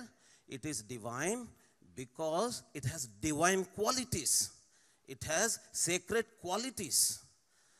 For us, Devata of any mantra is the subject matter of the mantra. There is no God sitting like a human being with a form or some ghost or imp or something like that. There is nothing like that. God is for us there to be seen everywhere. We see our gods.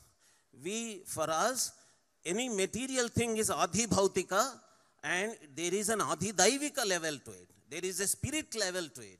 So for every adhibhautika object, we see the adhidaivika aspect. That is the divine for us. So for us, the speech, the Vaikhari Vak that we speak is the adhibhautika level. But there is the adhidaivika level of that. That is the divine aspect that we are speaking. We are not speaking of any gods that people believe, or we are not ghost drivers or spirit drivers or any such thing. We don't believe in those things. And when I read books on linguistics, there is a chapter called language origin. Actually, professional linguists have banned this theory of origin of language long time ago, but still in the textbooks it continues. And in the list of language origin theories, the first theory that they list is divine origin theory. And then they say many societies believed in divine origin. The very second sentence they say is, in India they believed that Saraswati created the language. I never read anywhere in any Sanskrit book that Saraswati created a language.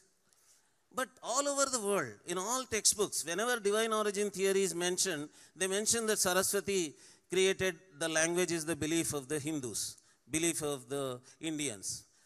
These are all wrong information being spread about India. There is no such belief that Saraswati created the language. For us, Saraswati is the language itself.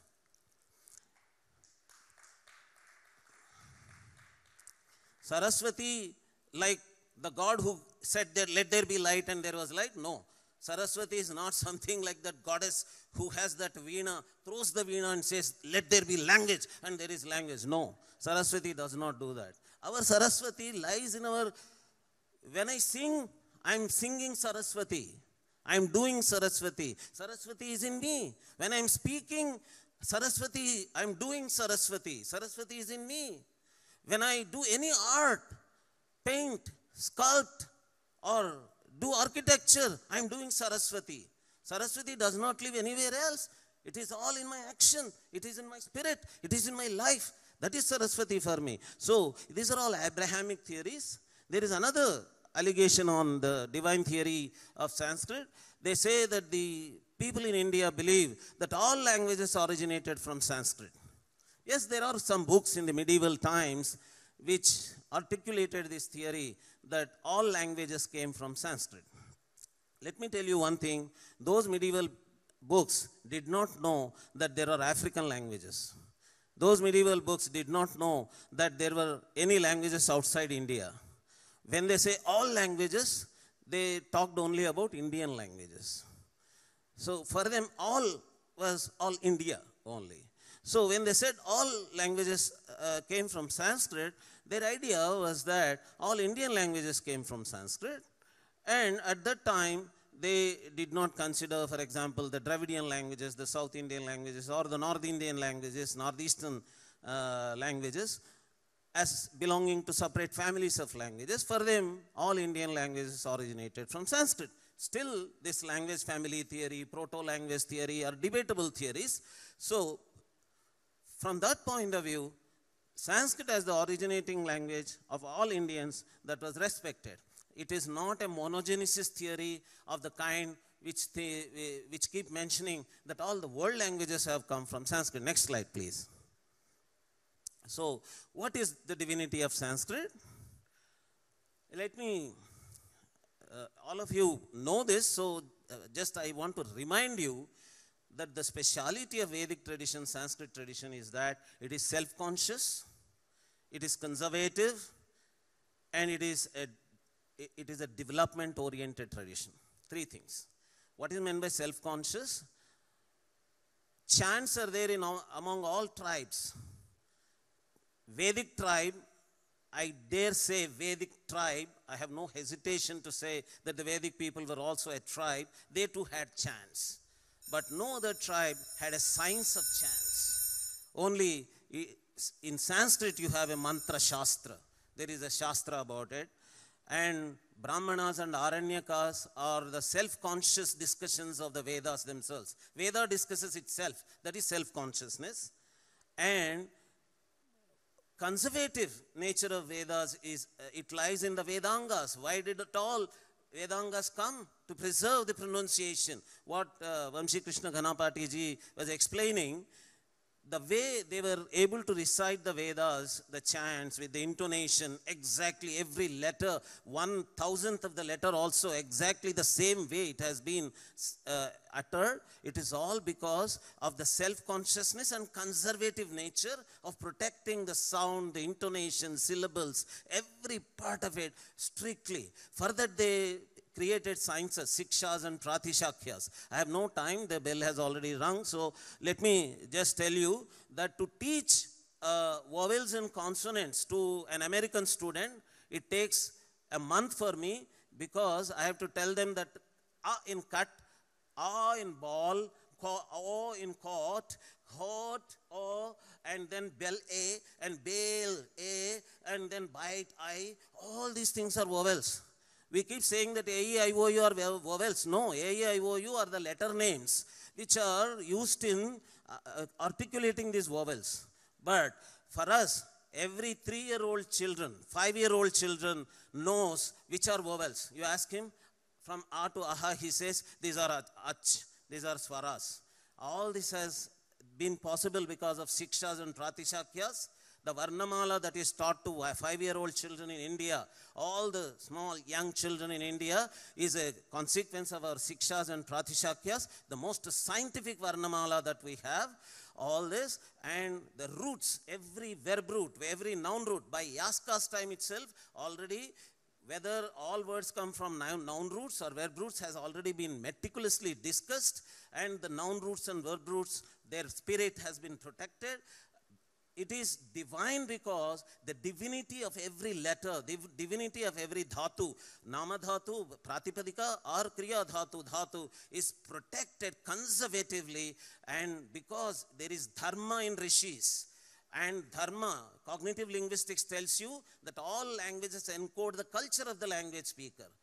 In the same way, the rishis culture is encoded in the rishis language. So, because that culture, that dharma is divine, and that is encoded in the Rishi's language, because Sanskrit has conservatively preserved that dharma, that is divine. That is the reason for the divinity of Sanskrit. Thank you.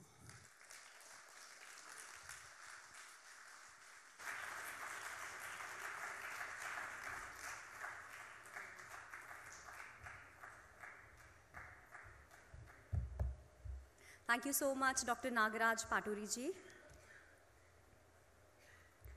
Paryavaran, Mandir, Murti, Mantra Bhasha. We have discussed, learnt about, experienced some aspects of the sacred as we celebrate in India. Our next speaker needs no introduction. After all, what do I say about Padma Bhushan Dr. Sonal Mansingh, the iconic cultural personality of India that all of you do not know about already? We are delighted to be celebrating the INDIC Thoughts Festival with her. I request Sonal ji to come on stage and share with us her perspectives on Devi, the divine feminine in India. Sonal ji.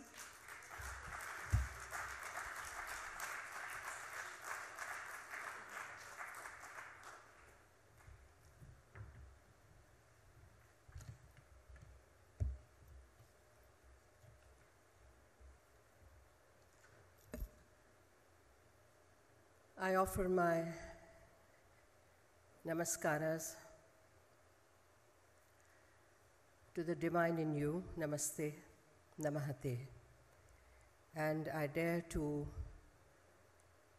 invoke the Devi,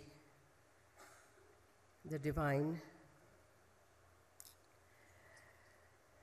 because once the environment has been purified, once The temples have been built, whether in rock or wood or brick. Once the chantings, the sacred chants have been uttered, then it's time to invite her.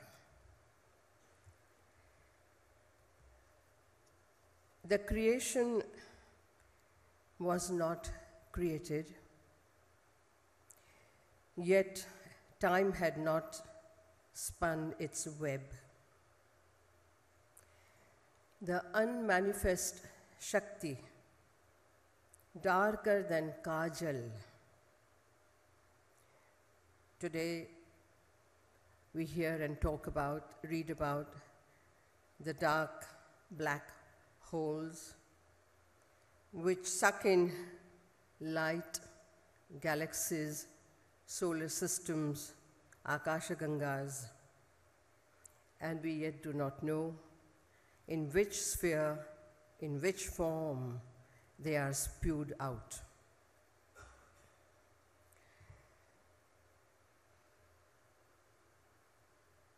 The Devi, as seen and experienced by Vedavyas in his deepest, longest meditation, tapasya, is where this begins. She, the unmanifest Shakti, gave darshan of the soles of her feet, on which was seen 1,000-petaled lotus, on which were inscribed the shloks of Sri Devi Mahabhagavata Purana, which Vedavyas compiled. Tato Bhagavati Devi Gyatva Tasyabhivanchitam Swapadatalasam Lagnam Pankajam Samadarshayat Munistasya Sahasreshu Daleshu Paramaksharam Mahabhagavatam Nama Puranam Samalokayat. He himself tells us of how he came to write, compile this. And what did he see? What did he see the image? How did he see the image? Although she is yet unmanifest. Jagadam Adibhuta Ya Durga Durgati Nashini. This is Mahabhagavat Devi Purana. And here I want to just jump a little bit in centuries and millennia. How are different pantha in India have celebrated this sacred, this divine. Even Guru Gobind Singh, who established Khalsa, I think very few people know the compilation of his padas, his bhajans, his songs, his poems as the Dashama Granth. And he has written and sung of Chandi, of Kali, of Durga, of Radha. So here when Vedavyasa, Jagadam Adibhuta Ya Durga Durgati Nashini, and Guru Gobind Singh sings, Durga, Durga, Durga Patha Banaiya, Durga, Durga, Durga Patha Banaiya, Sabe Paudiya, Sabe Paudiya, Sabe Paudiya, Sabe Paudiya, Durga, Durga, Durga Patha Banaiya. And then the shlok also, Mahabhagavad Puran says, Trailokya Janani Nitya Satchinananda Rupini. Trailokya Janani Nitya Satchidananda Rupini. Yasyaha Padambujadvandvam Dadhad Hridaya Pankaje. Vishveshah Shavarupena. Such a Devi whose lotus feet rest on Vishvesh Shiva's chest. He holds them in the Shavarupa, and that is the Shaktipat as we know. So, Brahmadinam Chaturlabha, rare. She is not to be found by Brahma and Vishnu and all these. That's what Vedic says. So, this unmanifest Shakti, with desire to create, arose in that Shakti. Srishti Chha Samabhutasya. Srishti karne ki ichha hui.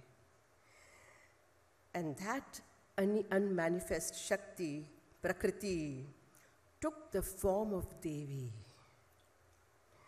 Now comes a very, not a problematic, but a very different take, not Sonal's take, Veda Vyas, what he saw, what he experienced.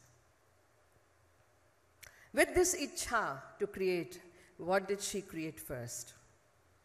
She created a male figure, but without consciousness. Chetana Rahita Purusha.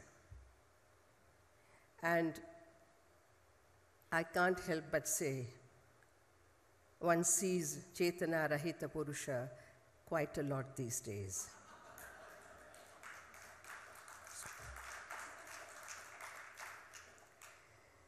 Which figure that she imbued with the Trigunas, Sattva, Rajas, Tamas, from which arose Brahma, Vishnu, Mahesh. And the colors, white, yellow, red. So thus, the Tridevas were created by this Devi and given the responsibilities. And then the Devi Bhagavad goes on. It's a very beautiful Purvaranga. We all know, I needn't remind you, you are all great Vidvans sitting here, that the Div Dhatu literally means effulgence, light, tejas, prakash, alok, go, incandescence. From there, we have all these Devata, Divyata, Divya, Devi, Deva, divine, divas, everything to do with prakash, with alok, with tejas. I also use very often the word Bhagavati, because all these are interchangeable, but with different connotations. You know that. Bhaga simply is the creative energy. Bhagavan, Bhagavati. In my Aradhya Kamakhya Mandir in Guwahati, Assam, every Kumari is a Bhagavati. And we all bend down to touch their feet because the Aropana has been done of the Bhagavati, of the Bhaga, in these young Kanyas, Kumaris. So, now I come to that the mandir has been created, the sacred chants have been done, the Shuddhikaran has happened, and it's time for Prana Pratishtha. As we know very well, that without this ceremonial Prana Pratishtha, the Murti remains apujya. There are big rituals. You have all the great Vidvans here who know all about it. For me, it simply means that the mandir is actually this body and the Hridaya Mandira, Chitta Ambaram, Chidambaram. The Prana Pratishtha has to be done here for each one. The mandir is there Mandir is everywhere, as Ricki Cage and everyone has said. We know that. Every place that you put your faith in is a temple. But the first temple granted to us is this body. And in this is the Chitta Ambaram, in which the Prana Pratishtha must be done. And therefore we have the adage, Shariram Adya Khalu Dharma Sadhanam. As a dancer, we know this. The Indian dancer, classical dancer, tribal dancer, folk dancer, I don't make much difference there. The dancer is the one who uses the body from top to toe as sacred. Every finger, every toe, eyebrows, eyes, mouth, nostrils, neck, shoulders, each part of the body is sacred. And the dancer shows it. The dancer shares this great knowledge, this great vision through Shariram Adya Khalu Dharma Sadhanam. But unless the dancer has done the Prana Pratishtha within herself, her hridaya, the dance remains just a form, beautiful to look at, because body is beautiful, the female body is beautiful. The charm, the loveliness, it's all there. But there is no take home, as they say these days. You see something, yeah, it's lovely, yeah, and you go home. If the Prana Pratishtha has been done, then even if the dancer is old, fat, thin, not very good looking, dark, whatever, the Prana Pratishtha, that Prana, that sacred divine, the Devi, speaks to you. And this is the Prana Pratishtha I'm talking about. So the temple will remain Chetana Rahita, as I said.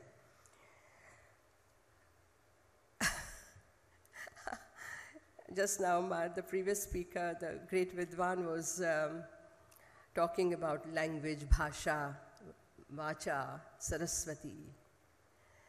And each word is Saraswati.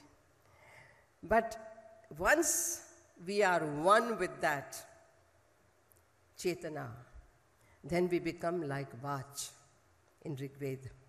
She, the daughter of Jambhrana Rishi, herself a Brahmagyani.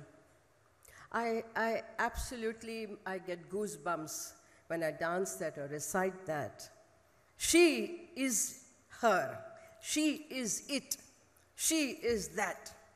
When she says, Aham Rashtri Sangamani Vasunam Chikitushi Prathama Yajnanam Tamma Deva Vyadadhu Purutra Bhuri Sthatra Bhurya Veshayantim. I am the power which pulls the dhanush of Rudra. I am the power by which he pulls it to annihilate the enemies of Brahma, Brahman, Brahmajnana. Aham Rudraya Dhanuratanomi Brahmadvishe Sharave Hantavau. Aham Janaya Samadam Kranomyaham Dyava Prithivim Avivesha. I stretch between earth and the sky.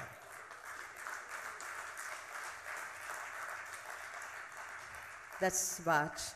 And then how beautifully she says, Aham suve pitaramasya murdhan mama.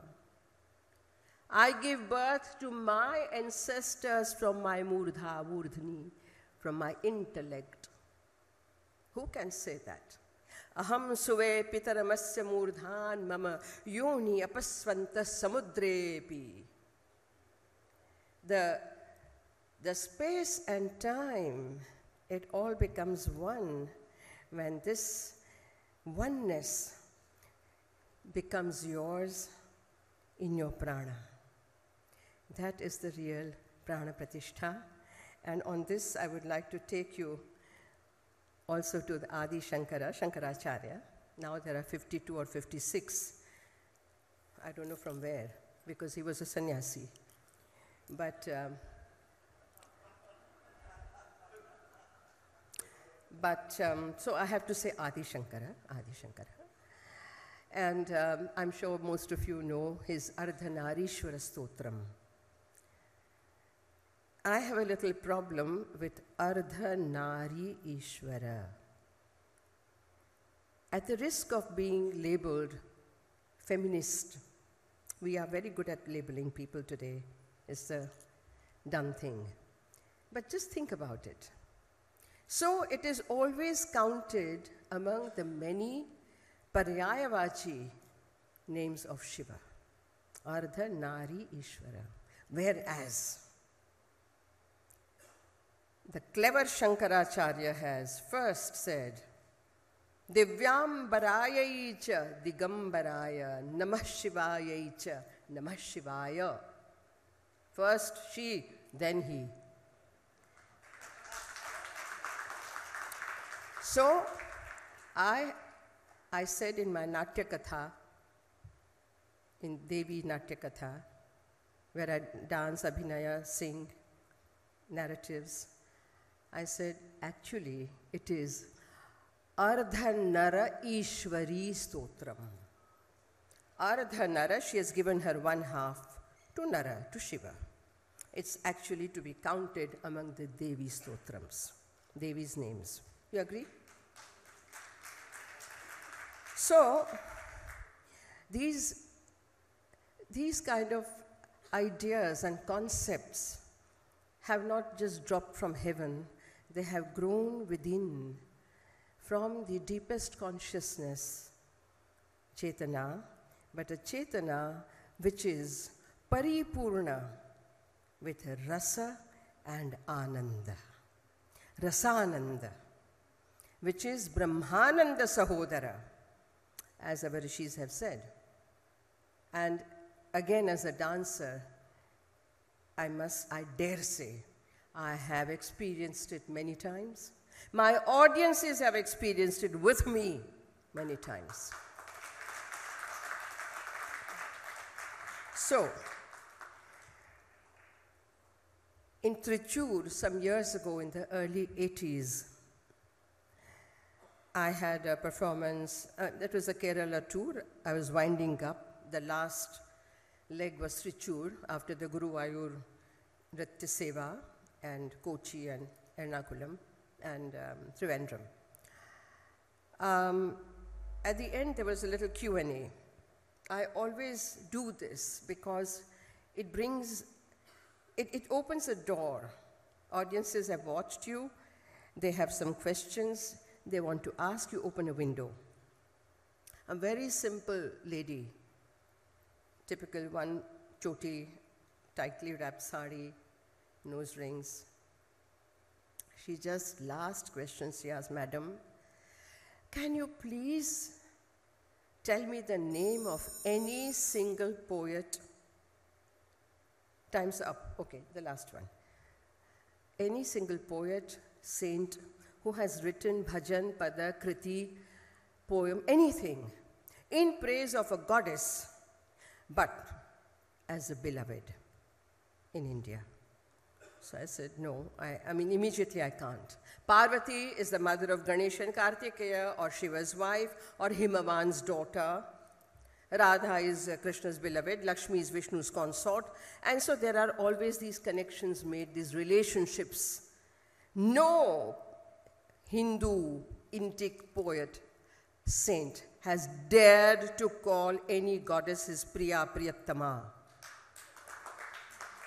But I was restless when I came to Delhi, and I approached my mentor, my guru, the great scholar Jivan Pani, and together for 1 week we talked, we searched, and we found the answer in Vajrayan, Siddha tradition. Kanapa, Milarepa, Naropa, Telopa. There, usually, the sadhya is a woman from the low caste, or as we say, low caste. Sabari, the tribal woman. Dombi, one who is in the crematorium. And the prana shakti is the Sabari. She says, O Shabara, symbolizing the body, like the python. In the sukshmati, sukshma space, I rise and I sit atop the highest peak. the highest peak, Sahasrar, come be with me. And this beautiful, it says, Unmata sabaro, pagala sabaro, ma kar guli guhada tohori. Just shut up. The body is restless all the time. Shut up.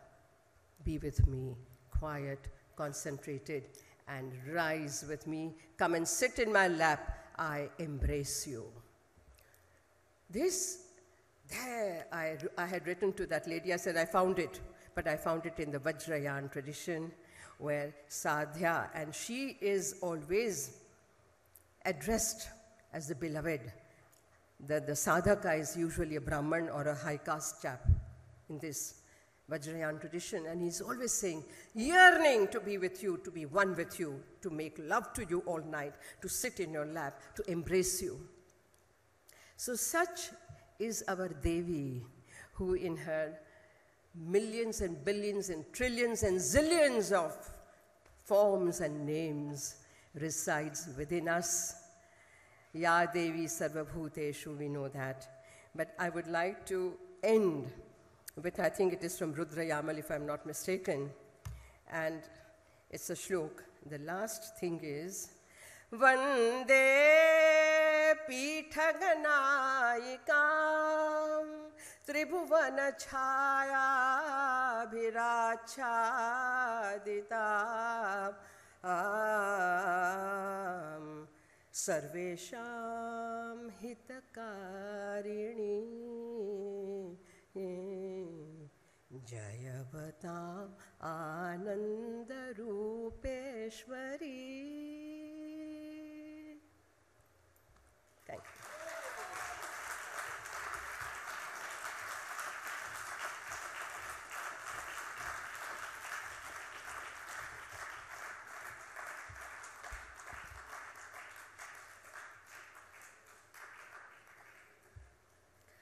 Almost a year ago, I had read a poignantly beautiful piece in a magazine on the divine feminine, and I had penned certain lines, which after listening to this mesmerizing speech by Dr. Sonal Mansingh, makes me recollect the poem.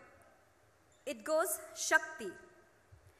Gati Shakti Kriti Prakriti Mere Vibhinna Roop Ye Sakal Brahmand To Mera Hi Hai Swaroop अज्ञान तिमिर में भटक भले मानव कर गया चूक बिखरेगी भारत भूमि ही देवी महिमा की धूप. Thank you. We have celebrated Sanatan, we have celebrated the sacred. I now invite Hari Kiran ji to talk about the theme, which is science. Thank you. We now move to science. We deal with 4 topics. The first topic would be to just understand how to access the scriptures. Sai Susala will be talking about accessing, using technology to understand and access the scriptures. Then we move, go outside and try to understand astronomy and how we use math and astronomy in INDIC times. And from there we go to how the mind can be calmed through Gayatri Mantra, Rama Jayasundar. And finally we end with consciousness or Brahman with Dr. Sangeeta Menon. May I now invite Sai Susala to please come on.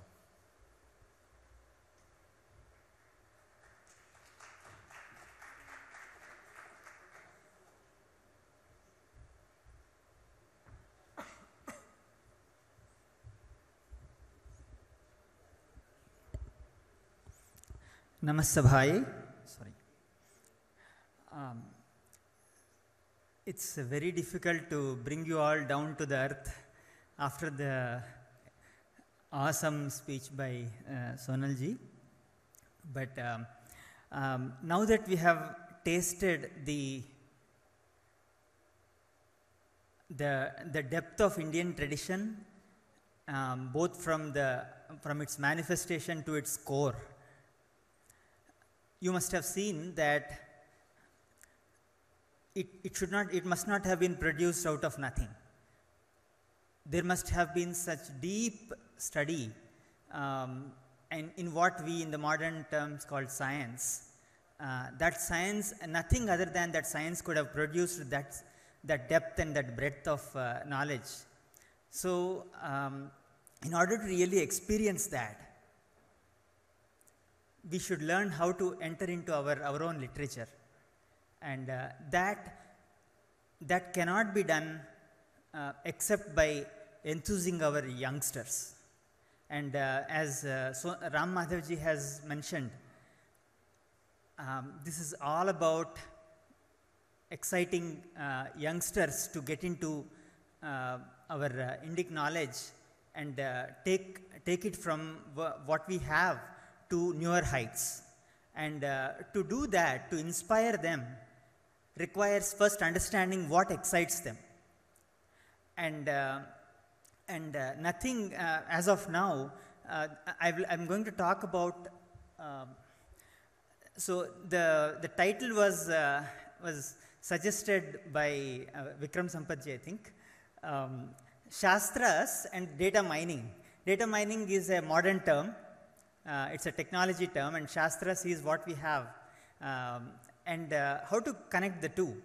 And why are we connecting the two? The reason for connection is mainly to show the innovation possible. And unless you show the innovation, youngsters will not get attracted.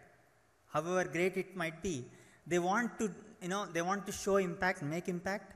And so my little attempt at achieving that is what I'm going to talk about today. So as we know, India was a developed country for millennia that has been studied, and science has been at the base of it. And next slide. And the proof of that is the staggering intellectual output. Even if you, let's say, put aside spirituality and its other things, just the intellectual output of India has been staggering in terms of just the numbers. There are 3 levels. One, of course, is written literature, the one that is passed on paramparagat, and of course the physical architectural marvels you have seen. Just even the written literature, the manuscripts of which we have. I was searching on the internet for what is the total size of manuscripts found in other, rest of the world compared to what we have. National Manuscript Mission, the counts are 4 million as of now and counting. 4 million manuscripts compared to 1 million the rest of the world. So, and that too before the advent of the printing press. So you can imagine like how much intellectual activity must have happened. And this is not actually covering, there's a lot of stuff that might have happened that is just coming through traditions, oral traditions, those kinds of things that might not have been actually captured. So even with discounting all the other aspects, there is so much that has happened. And now just a couple of examples. We know, again, I'm trying to focus on what we consider as modern scientific innovations. So recently I just came across in Tirupati, there was a study, 5-year study of rainfall prediction with Panchanga, and working closely with our Indian Meteorological Department on basically Indian Panchanga has to predict the rainfall patterns in a particular area or even maybe in the entire country 1.5 years ahead of time. Whereas the modern weather modeling basically does it maybe at the most 9 months, something like that. And they found that our accuracy is much higher than the modern weather models. And the reason being, they take certain other parameters into account, which the modern weather modeling doesn't take. And just as an example, so there must be a lot of study that must have been done to get that one. So similarly, there is a recent discovery that Bakshali manuscript. It talks about a square root algorithm that converges like at quarter, that means to the power of 4 speed. That means that much faster. And that was done in 2nd century, like at least 1500 years before Newton. And we, of course, we have our Ayurveda and so on. So we have a lot to talk about. We have a lot of Indic contributions, and there's a reason to study, go back and study what they are. Okay, next slide. So, so what is this Indic knowledge? Indic knowledge, is there such a thing as Indic knowledge, American knowledge? Yes, it's basically, by Indic knowledge we mean knowledge as developed and nurtured in India, just to set the context. And there are basically three, we can look at the overall knowledge space into three buckets. Those, the knowledge that, the study of oneself or study of the subject, study of the object, that is the universe, and study of knowledge itself, which is basically organizing, codifying, processing, all those things. So if you, this is one way to classify knowledge. If you do it this way, basically, in the modern terminology, most of the study, most of the scientific innovations, the focus has been in this objective knowledge, what is called objective knowledge. But there is a huge opportunity for basically Indian sciences impacting the current situation with the other two, which is the meta-knowledge or the knowledge science and the subjective knowledge, which is psychology and so on. Right? Okay, next slide. So, now this is just to give a background of what these Indic sciences are all about. There is, I was surprised to know that there is a methodology for writing scientific texts that is basically used across all Shastras. And that has its basis in this Pada, Vakya, Pramana Shastras, Nyaya, Mimamsa and Vyakarana. And they all have, they have the same, the beauty is only one language is, you don't have to invent a new language to do science, like mathematics. In our terminology, we have one language, Sanskrit. You just take a subset of it, that becomes the language for one Shastra. That's it. And then there is a common modeling paradigm that is adapted by everybody. If you know this paradigm, then entering into this world of Indian Shastras becomes easier. That is what I was discovering. And the other aspect of Indic knowledge systems is that they are highly interconnected. There is a saying that says, Ekam Shastram Adhyano na Nagachet Shastra Nirnayam. One who knows only one Shastra is not eligible even to talk about that Shastra. Okay, so so it is highly interconnected, and so because of that, it is actually a great thing about our knowledge system because of it, and it's also a stumbling block for newer people who are not trained in that model. Okay, and there is a Shastra for everything. Okay, Indians seem to be like fond of creating Shastras. Okay, next slide. And as I mentioned, so to really unearth this whole thing is a huge problem. As we mentioned, like there are 4 million manuscripts, and as if you know, manuscriptology, basically taking one manuscript and deciphering it and then proofreading it and all that stuff takes at least 2 years apparently. And without doing something here with respect to speed it up, it's impossible task basically, right? And so now we have our youngsters who are the only hope to be able to do this kind of stuff, and they are facing very big, big stumbling blocks. One, of course, the language is hard to decipher and understand, highly interwoven texts, and a steep learning curve, and the number of scholars who know that interdisciplinary knowledge are actually very few. And as you know, since next generation is with every generation the knowledge quality is coming down because of whatever reasons, that's a problem, right? Next. So, and the most important problem is the will is also going less right now. The reason is, I feel, this is my personal opinion, is that the potential for new innovation is not clear. If you talk to anybody, I have been talking to these typical IITs, IISc students, they are all interested in Indian stuff from, on a personal level. But if you ask them, will you do a project on something?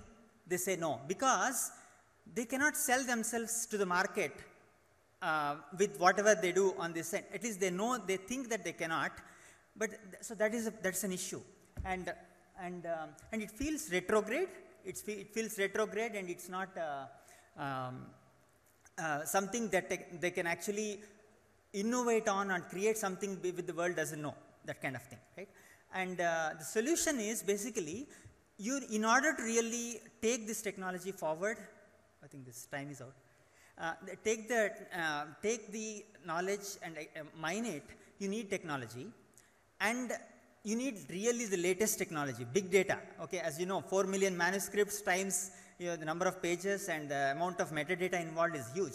So to really do that requires technology, and it opens up a lot of very interesting, innovative problems. Even if the student is not interested in technology, not interested in Indic sciences, just applying whatever they are doing to the to exploration of Indian Shastras itself is a rewarding experience. Itself contributes to this. So that is second one. Second one is leverage new technology innovatively to make Indic knowledge more intelligible, in the sense to make reduce the barrier to studying knowledge. That's the reason. That is the second one. And third possibility is to make traditional scholars who have studied the Shastras in the traditional way think about the application mode. Okay, that is the other one. So there is, in all the three cases, technology and the marrying technology with Shastra studies has a benefit. So to do that, to do really these kinds of things, we have been thinking about a broad platform to make whatever has been developed so far into so that people can build on top of each other's work. Today it's all in shambles. There's a lot of point tools, a lot of excited work happened, useful, but in its own way. There's no way to put them together to create something bigger. And to do that requires a more end-to-end systems level thinking. And so this is the overall workflow that we basically envisioned. And next slide. So, so what does it take to help a person study Indic knowledge in a, without having to memorize, which was the gift of the olden people, but which we don't have anymore, is that you need to provide them a multi-level view of the thing, where it starts from the root text. You should not rely on translations, but give them a step-by-step way to approach the root text. And so that requires, basically, we want what we call it as an e-reader for Sanskrit texts. And next one. So the broad projects that we're talking about is, one is the digitize, which makes it easy for processing, easy accessible and searchable. Second one, to be able to convert that into information that can be actually mined. And the third one is utilize it for actually creating applications, useful applications. So in order to do that, we, okay, you can skip this slide. Next one. Next slide. Yes, so in order to do that, we have to, as I mentioned, we have a systematic approach we need to create, and that is what is the 3-layer model that we are trying to build. It's like the platform app model, where you can create a common platform that applications leverage on, and then on top of it have the users. Okay, next slide. So here is an example, just quickly, to illustrate the difficulty of studying Shastras. Here is a typical example text. Okay, it is lots of compounds and everything introverted. It's actually very difficult to go through. And then next slide. The difficulty is there at multiple levels. There is the exposition style is too detailed, hard to locate. What is the term? If I get a new term, what is its meaning? Searching it through in these books is very hard, except when you memorize everything and keep it in your head. Okay, so next one. Suppose you converted whatever that thing into this kind of a graph, wherein basically what you are studying is one shloka, that is the 0, and you are basically organizing the rest of the sentences into something that you can drill down as you need. Okay, if that is what can be converted into, then it becomes much easier to navigate the Shastra system. Okay, next slide. This is an example. We have converted basically one very primary text in Nyaya into this kind of thing. It's what so it looks like. The point to note is that there's a lot of links. Each dot is a sentence. There's a lot of drill down that you have to do, and all that can be done as needed basis instead of sifting through this flat text. Okay, next one. This is another Arthashastra converted into a map. So this is the kind of interface we're trying to develop. Next. And this is a basic text in Ayurveda that we are trying to make it simple for users. Next, last slide, I think. And the reason why this is all possible is because the Shastra texts are so well organized that they all, by themselves, they have that layering of semantic level understanding built into them. So you can actually, the Shastrakara himself writes a nice key of how to interpret his own book at the end of the book. That is called Tantra Yukti. So those kinds of things we can leverage to make this kind of a easier to navigate interface for the text. So next slide. And next slide. So now, so we are basically trying to create an easier approach to enter into our Shastra system in order to really appreciate the scientific contributions of India. You have to wet your feet. You have to get into one Shastra. And only then can you appreciate this thing. Otherwise, you cannot be cheerleaders. To help you wet your feet, we have a course that we are offering by scholars who understand both sides, the Shastra type and then the modern educated people, what they will be able to understand. And we are trying to offer that one. But anyway, so there is a lot of this interdisciplinary effort. Technologists and Shastra Pandits should come together to be able to do these kinds of things. And I welcome you all to help with this in any way and at least participate.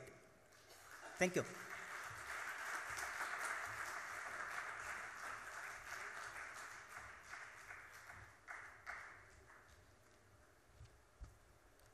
This mild-mannered, unassuming gentleman in pink who just told us interesting things about data mining the Shastras, don't let him fool you.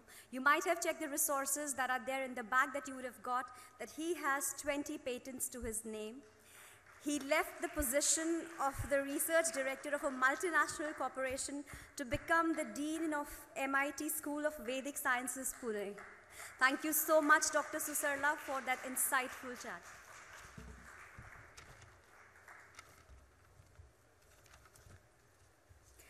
Our next speaker is Dr. Krishnamurthy Ramasubramaniam, a doctorate in theoretical physics who's been conferred the prestigious Maharshi Bhadrayan Vyas Samman by the President of India in recognition of the research work done by him towards the synergy between modernity and tradition.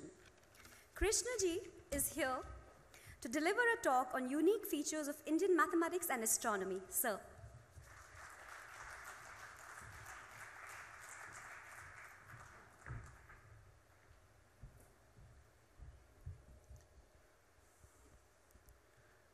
Namaste.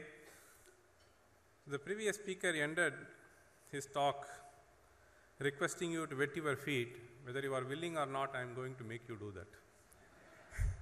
So let me start with an interesting anecdote which I happened to encounter. So when I was applying for a visa to the US, so this was I think about 15, 20, almost 17 years ago. So then there was a question asked by the visa officer when I went there. He said, "Why are you going to US?" I said, "There is a conference where I am going to talk on Indian astronomy." The next question was, "Astronomy is astronomy, what is Indian about it?"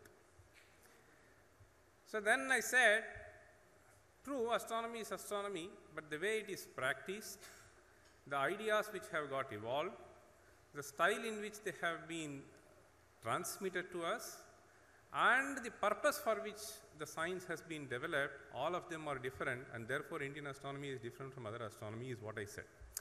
So then he gave me a visa for 10 years, okay. Then it was not so easy, but anyway, he was convinced with the answer. So the reason why I am starting with this anecdote is, so I have titled it as uniqueness. See, the uniqueness can be visualized at different levels. In fact, when he made his introductory remark, Kiranji was mentioning that ideas do evolve, but ideas do evolve in a particular context. So the context in which these discoveries have been made in Indian astronomy and mathematics are very different from the context in which they have been discovered in other countries. As a scientist, so one would be interested not only in the final product, but the methodology with which they have been arrived at it. And more interestingly, the uniqueness of this is something which has been sort of praised. So in fact, Dr. Nagaraja Paturi, when he was talking about, he said we have nourished, but we have nourished this language because it yielded to whatever we wanted to convey through this language. So that is something which is so special about Sanskrit language, and you will be able to find a terminology which will speak for itself rather than coining some terminology which will be very different from what you have to convey through the terminology. So this is something which is so special about this language. I will just tell you about a few things. So one interesting aspect which I wanted to tell you is, this has been conveyed, whether it is mathematics, whether it is Ayurveda, whether it is astronomy, whether it is philosophy, whether it is Natya Shastra, all of them have been beautifully conveyed through a media which is as beautiful as the message that is being conveyed, and that is this versified form. So verses are so enchanting, as they were even when he was saying Tishtub, Banushtub and so on and so on.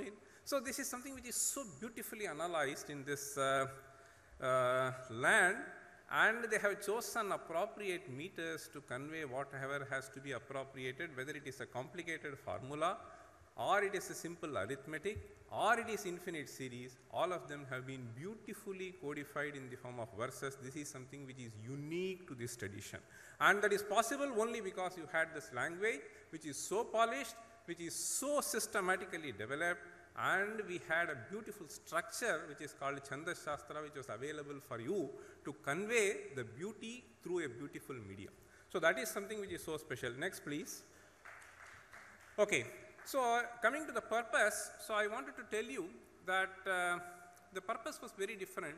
So as far as astronomy is concerned, the purpose of this Shastra was Dik Desha Kala Jnanam. So Dik Jnanam is the most fundamental thing, and Desha Jnanam, so what do you mean by Desha? Where you are located, and Kala Jnanam is of course very important. Now if I ask this question, how do you know the direction in a particular location? I don't know. Our engineers, so even our institute, they are not able to come up with the answer. You just look at the east and therefore it is east. No. And the second thing that they will say is you have a magnetic compass and then you use it, you will be able to get your directions. Absolutely wrong.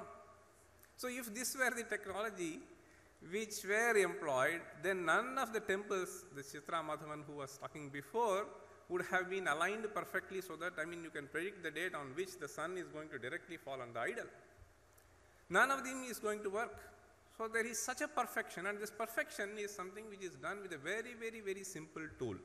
So Dikjnanam, first thing, this starts from Shulva Sutras. Method has been so beautifully delineated there. Then we have Desha Jnanam. Unless you know where you are, you will not know when the sun will rise and when the sun will set. People have been seriously interested in finding the duration of the day. So whether it is going to be 10 hours, whether it is going to be 14 hours, depending on where you are, you have to know this. So that is, Desha is extremely important, and of course Kala, so it is important. Okay. Next please. Coming to mathematics, there has been a fantastic tradition. In fact, he was mentioning this number 5,000. Let me come to that little later. So this mathematicians have stated, in order to motivate a student to enter into the domain of mathematics, why are you studying this? So there are a beautiful set of verses. It starts with saying, Laukike Vaidike Chapi Tatha Samayike Piyaha Vyaparastattra Sarvatra Sankhyanam Upayujyate. Irrespective of whether you are going to deal with something which is spiritual, whether you are going to deal with something which is mundane, whether you are going to deal with any religious activities, doesn't matter. Sankhyanam Upayujyate, without mathematics you cannot go further. And in fact it starts with Kama Shastra, Artha Shastra, Gandharva Shastra, Gandharva Shastra refers to music and dance. In fact, the rhythm which we were able to experience when Pavitra was dancing here was simply amazing. And when the music was being done, whether it is this music or that music, we have to have a rhythm, the number of beats. And within the given number of beats, how many hits that you are going to make, this is what makes the difference. And in fact, we have an extensively developed Shastra, which is called Chant Shastra. In fact, as a pure mathematician, the Pingalacharya, who was there, so at least 2nd century or 3rd century, this is the conservative estimate which these people make. And he has posed the kind of questions which a true mathematician today would pose to himself. So that is something which is remarkable, so that needs to be studied. And in fact, he has developed a certain technique, in fact, Sai Susarla was mentioning. So if you have to compute some number to the power of n, and the technique that this Pingalacharya has given really made many people wonderstruck. So this is something which he has devised a method, though logarithm is not there, but what amounts to doing logarithm is the technique which he has prescribed, by which you will be able to do it in a much simpler way. This is 2200 years ago, at least by conservative estimate. That is what Chant Shastra is. So Gandharva Shastra, Supa Shastra, even cooking, so you need to know what kind of measure and how much what has to be added. Today everybody has a recipe. Okay. So in those days they will just pick, throw. So that is how it is. Everywhere you have. Please proceed further. Next. So finally he says, Bahubhir vipralapai kim trailokye sacharachare yatkinchidvastu tatsarvam ganitena vinanahi. So this is the most important motivation that has been provided for anybody to enter into this. So without, today the problem is, so without motivation people have been introduced mathematics, and it is introduced in the most abstract way, and therefore people develop phobia. Yesterday there was a discussion during the dinner session. Myself, Rajesh Srinivasan, and one more person was there. That person was mentioning to me that my daughter has been put in the best school in Delhi, DPA school, but then she had some problem doing arithmetic computation, and therefore I asked her to take a course on Vedic mathematics. And when I went to the teacher and then said I have put my daughter to learn this Vedic mathematics, he said no, he had serious objections, and we had a discussion for almost 1.5 hours. But I could not sort of convince him. I said, you need not be convinced, but anyway my daughter is benefited because of that, and therefore I want her to study that. So this is what he said. So the point is, so it is something which is very interesting. It's not, let us not debate on the term Vedic. So it is application of algebraic principles to do arithmetic in a simpler way. And this is something which has been a common knowledge for all people. So that which has been commonplace is something which is becoming very rare, and it has been commoditized and it has been commercialized. It is a very sad situation. Today we are not emphasizing people to learn skills to do arithmetic. This is something which is extremely useful for this person to employ his mind in various other things. So even to multiply 2 into 30, this fellow has to use a calculator. On the other hand, I have seen, when I was a schoolboy, I went to the market and then I will go to purchase vegetable. This is about 35 years ago, and that person will handle 5-6 people at the same time, each one purchasing 6-7 items, this quarter kg, and then he will say exactly what the amount is. So the point I am trying to make here is, we need to develop certain skills which are essential, and those skills have been presented in a very beautiful way in our text.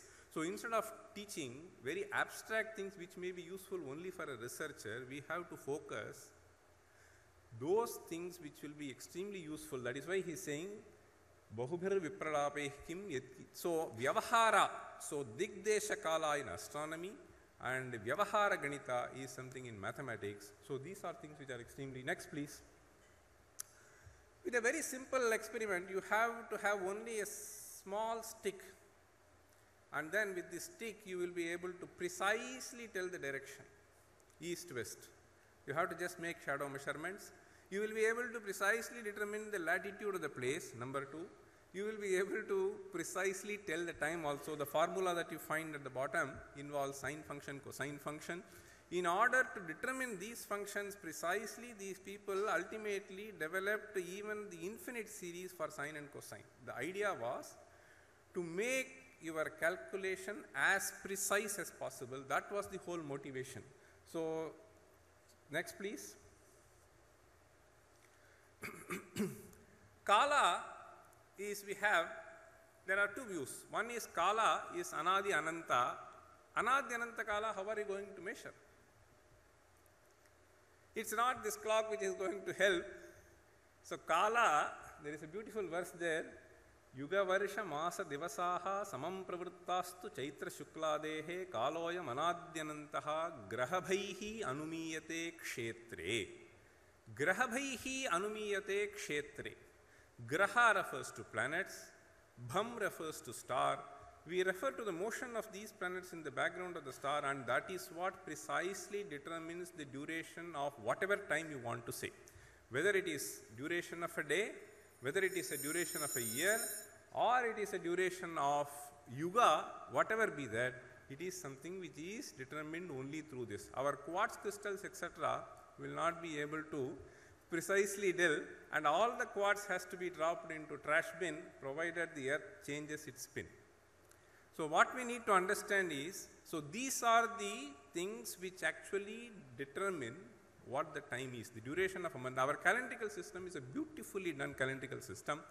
So you just look at the sky and you will be able to tell what the things are. So that is something which is very interesting to note. The way they have developed this Shastra is this. Next please. So the science of astronomy itself is called as Kalavidhana Shastram. See, Kalavidhana Shastram is the name that has been given.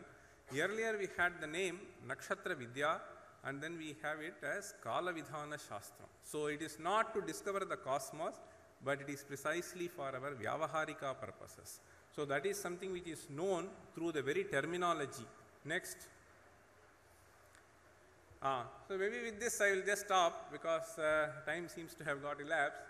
So I was just puzzled when our Kiranji was mentioning this is a science which is as old as some 5,000 years.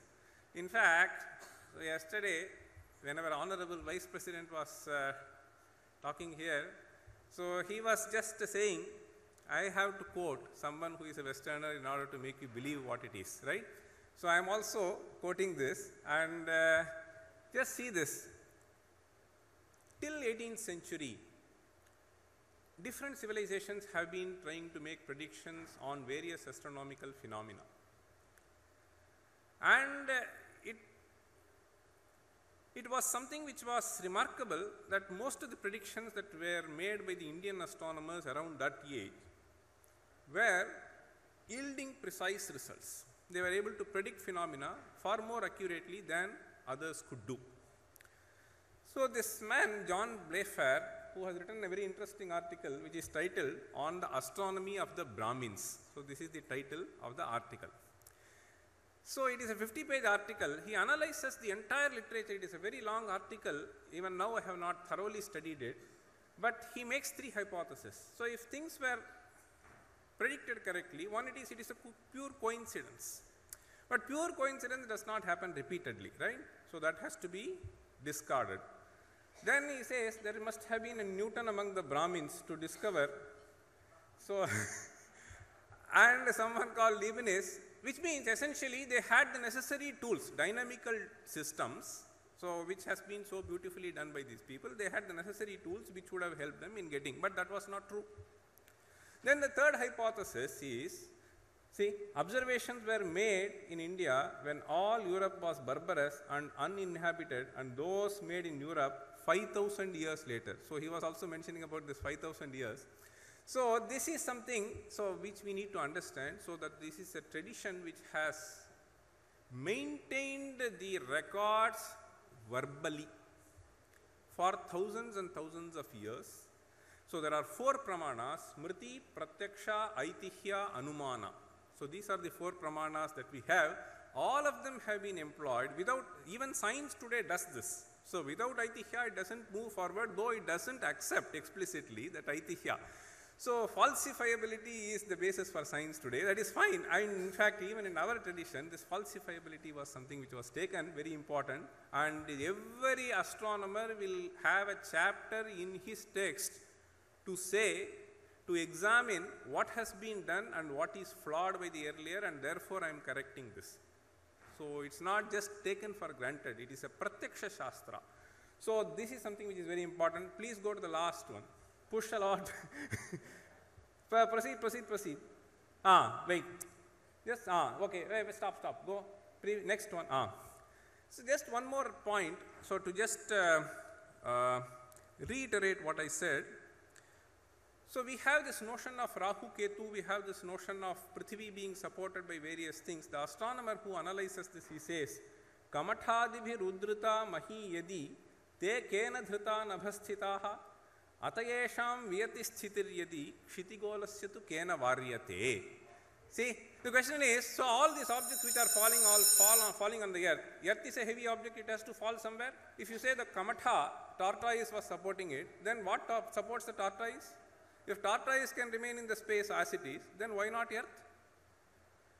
Okay, next one, and I am stopping there, please. So with respect to eclipses, so you just see the kind of analysis. So he says, the Rahu, Ketu, etc. Go, no, previous.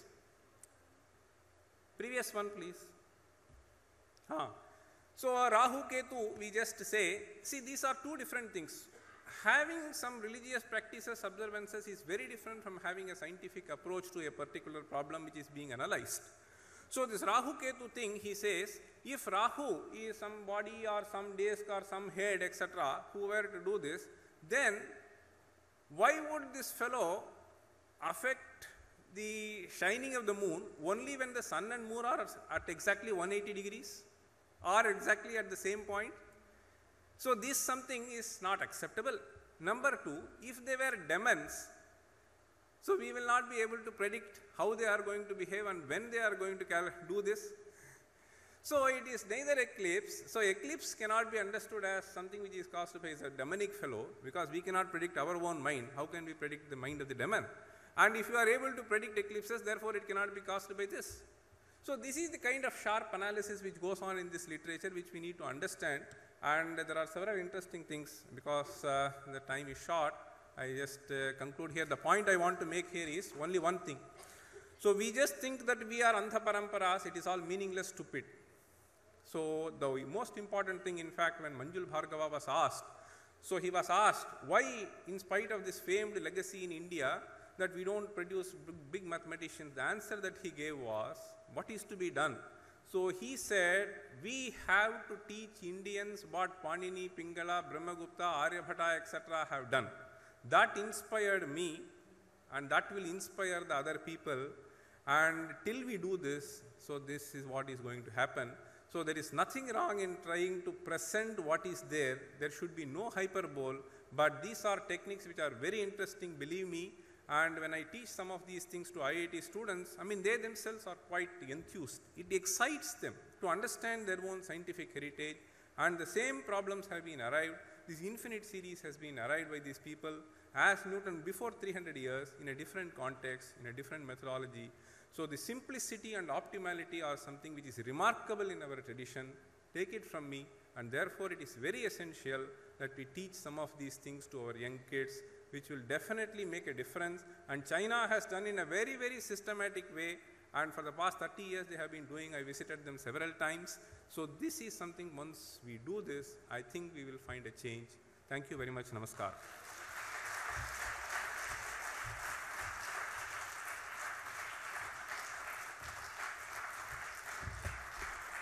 Thank you so much, Dr. Krishnamurthy.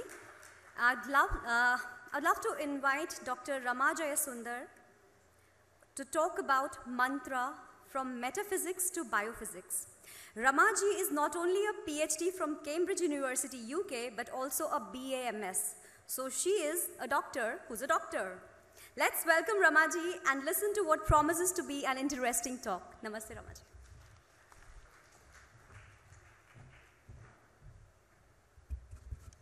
Can I have the first slide? Can these lights be dimmed if possible? Yeah.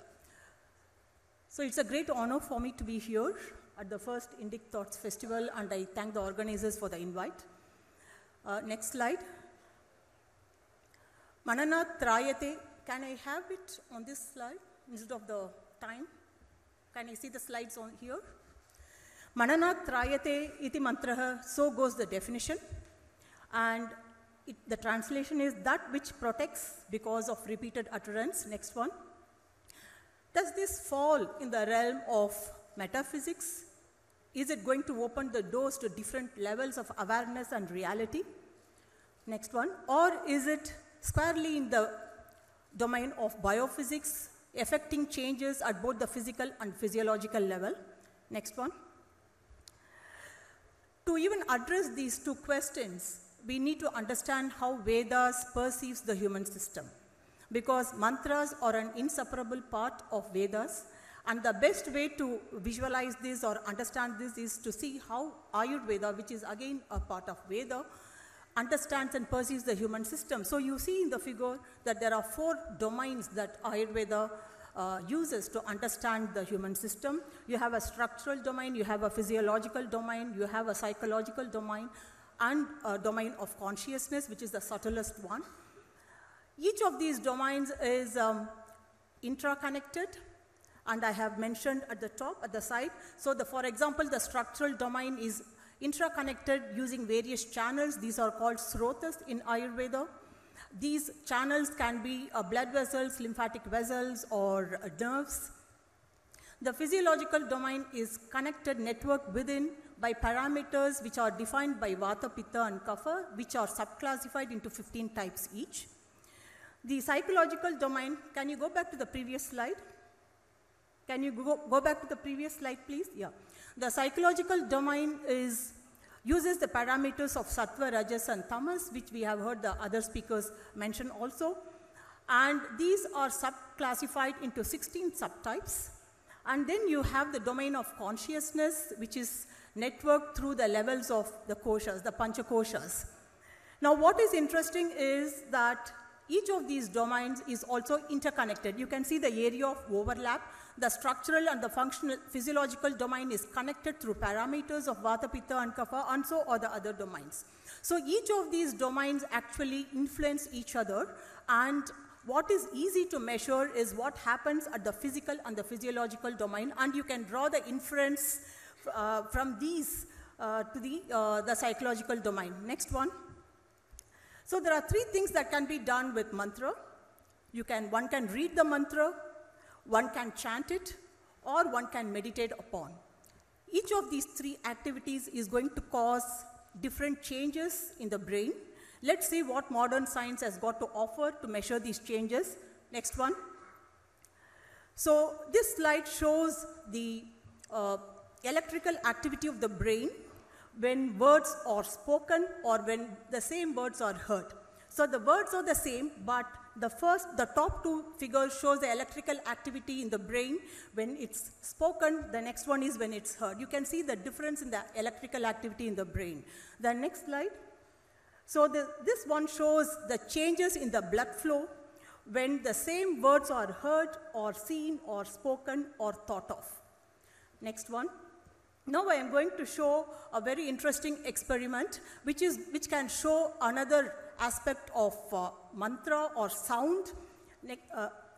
Give a click, please. So this is an inverted speaker, and now we are going to fill it with water, and then you can switch the music on. It can be any music, it can be a sound, it can be a swara or a note. Next one. And with proper lighting, you will see a picture like this. So this is called cymatic photography, and which helps visualize representation of visual representation of sound energy or the vibrational energy. Next one. I'm going to show you some interesting patterns which have been affected by different swaras and sounds. So the pioneers of this cymatic photography it's a German physicist, Ernst Schladming, and he was also father of acoustics, and the Swiss physician and scientist Hans Jenny. Next one. So this slide shows the experiments which were conducted in the early stages of cinematography. So you can see that the person is playing, that's Hans Jenny's hands there. He is playing the notes in the piano, and then connected to that is a metal plate over which very fine corn flour has been sprinkled with different notes, different patterns were being formed by the by the corn flour, and the one you see on the right side is a very simple rudimentary experimental setup with a frequency generator and a metal plate over it. So you can either sprinkle corn flour or even very finely ground sand, and different notes, sounds will give rise to different patterns. Next one. So these are some of the patterns which have been photographed on water. The vibrations of the sound gives these patterns, and with proper lighting, so this has been done by a sound engineer. So you can see the beautiful patterns from, these are all notes from the piano. Next one. So this one gives a full range of patterns, visual patterns that can be captured with proper lighting on water. Next one. So the one on the left side is a pattern that's formed in water when a 40 hertz sine wave is given to the water. And the next one is a 52.8 hertz vibration, which can be captured on the water. Next one. Now this is a vibration of a 27 hertz sine wave in a 54 millimeter cup of water, and the next slide is a very interesting superposition of these vibrations, which is visual representation of that sine wave on the MR image. So what you see on the left side is a MR image of, it's the axial section of brain. You can see the eyes and the nose and the gray matter and the white matter. And the vibrations which have resulted from the 27 hertz sine wave has been superimposed on the MR image. You can wonder about the rationale between, for this superimposition. It's simple, our body is made up of 80% water, and the brain also is made up of 80% water, and the vibrations that you can capture in a cup of water can be captured, would occur in the brain as well. Also, there would be some attenuation because of the viscosity of the tissues. And you can see that the center part of that pattern is coinciding with the pineal gland. So traditionally we say that the pineal gland represents the third eye according to the Hindus. Next one. Now I'm going to shift gear a bit and go on to some studies that I have carried out on the effect of mantra. So just a very brief introduction to the technique I have used, because I think it's important to understand the parameter that's being measured. So this magnetic resonance spectroscopy studies the magnetic properties of the nucleus.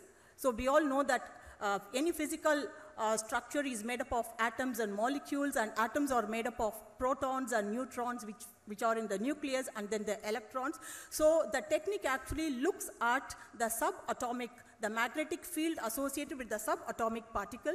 Next.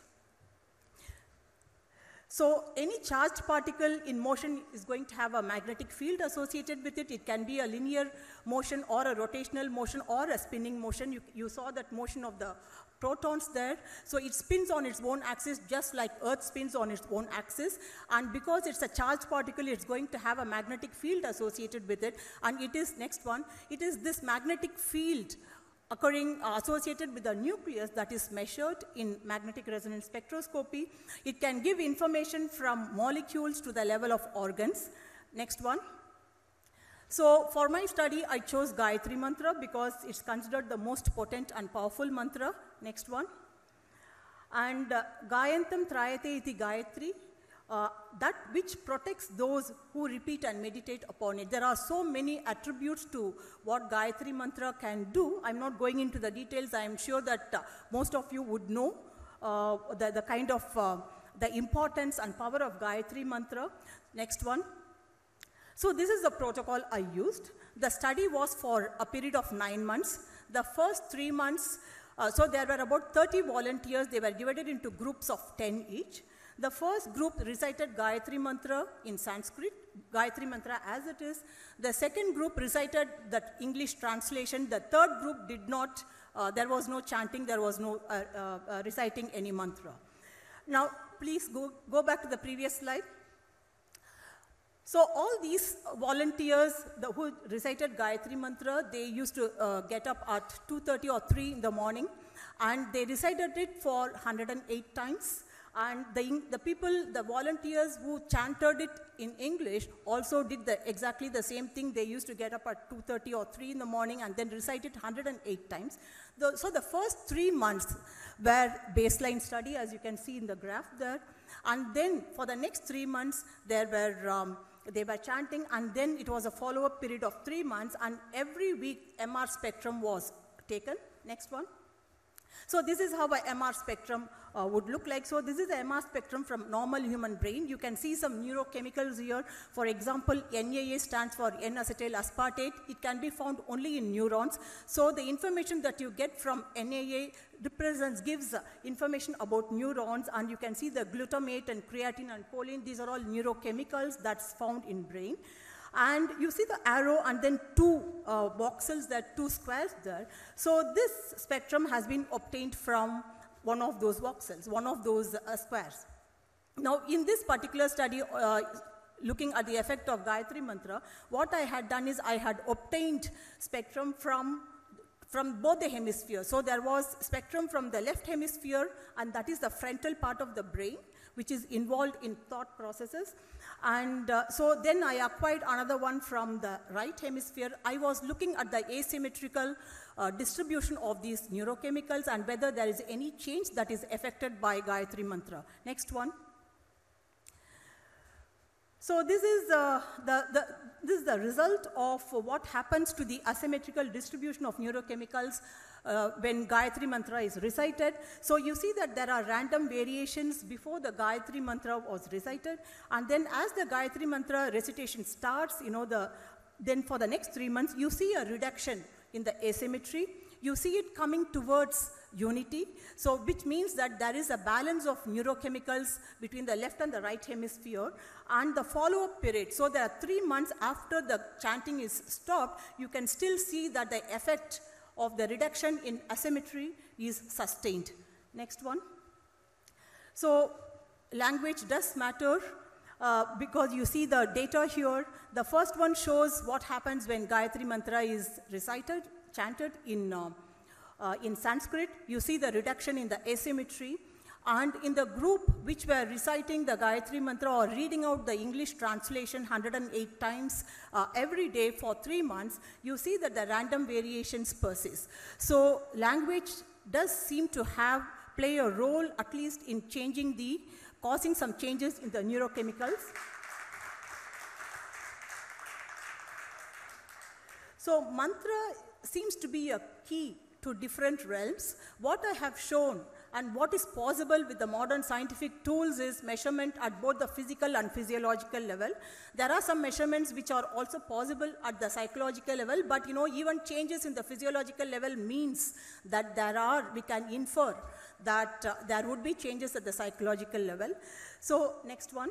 So if we go back to this figure, because the entire human system is connected, networked, it doesn't matter whether it's metaphysics or biophysics, each one is going to influence the other domains.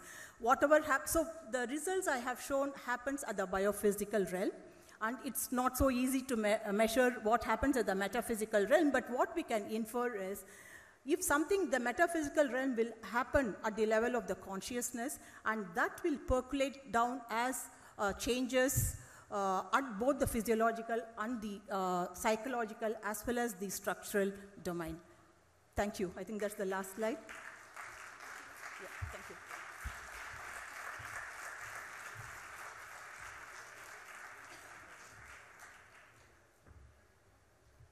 Thank you so much, Ramaji. I've decided to keep chanting mantras that I chant every day now.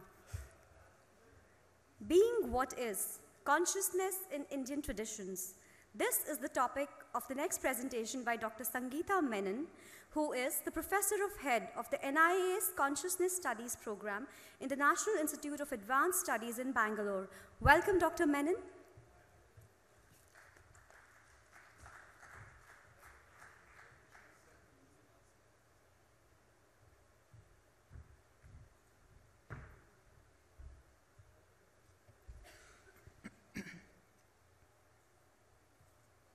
Is it possible to dim the light a little bit here, or it's not possible?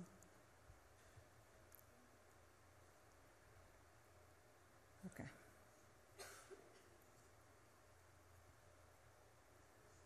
Namaste and good evening.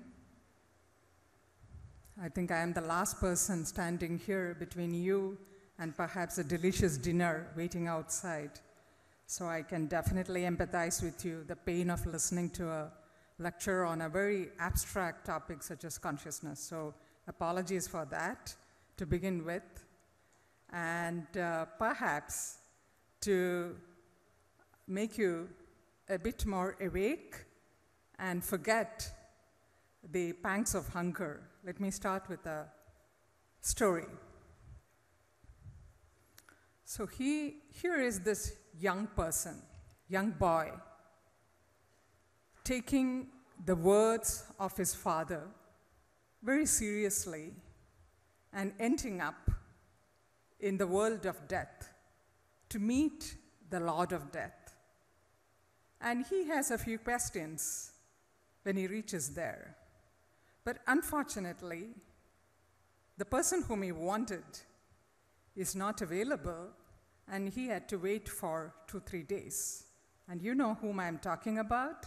This is Nachiketas. And when he finally meets Lord Yama, like perhaps many other people, he was tempted by the gifting of adorable, enticing objects, which Nachiketa didn't accept, and he wanted to know only one question.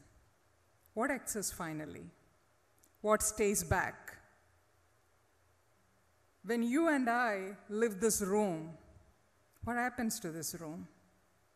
When you and I have our dinner, retire to our hotel room, what happens to the space which we possessed a few hours back?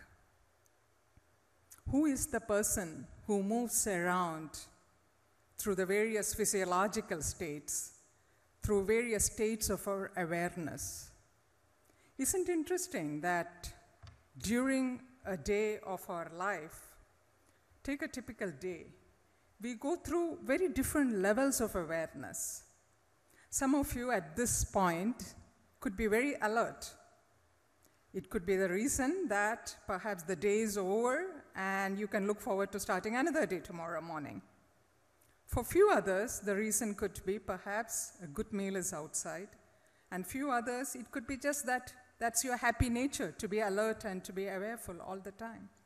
But isn't it interesting that awareness plays a great role in our day-to-day life, that we have the ability to possess different degrees of awareness and use this awareness for various cognitive capabilities.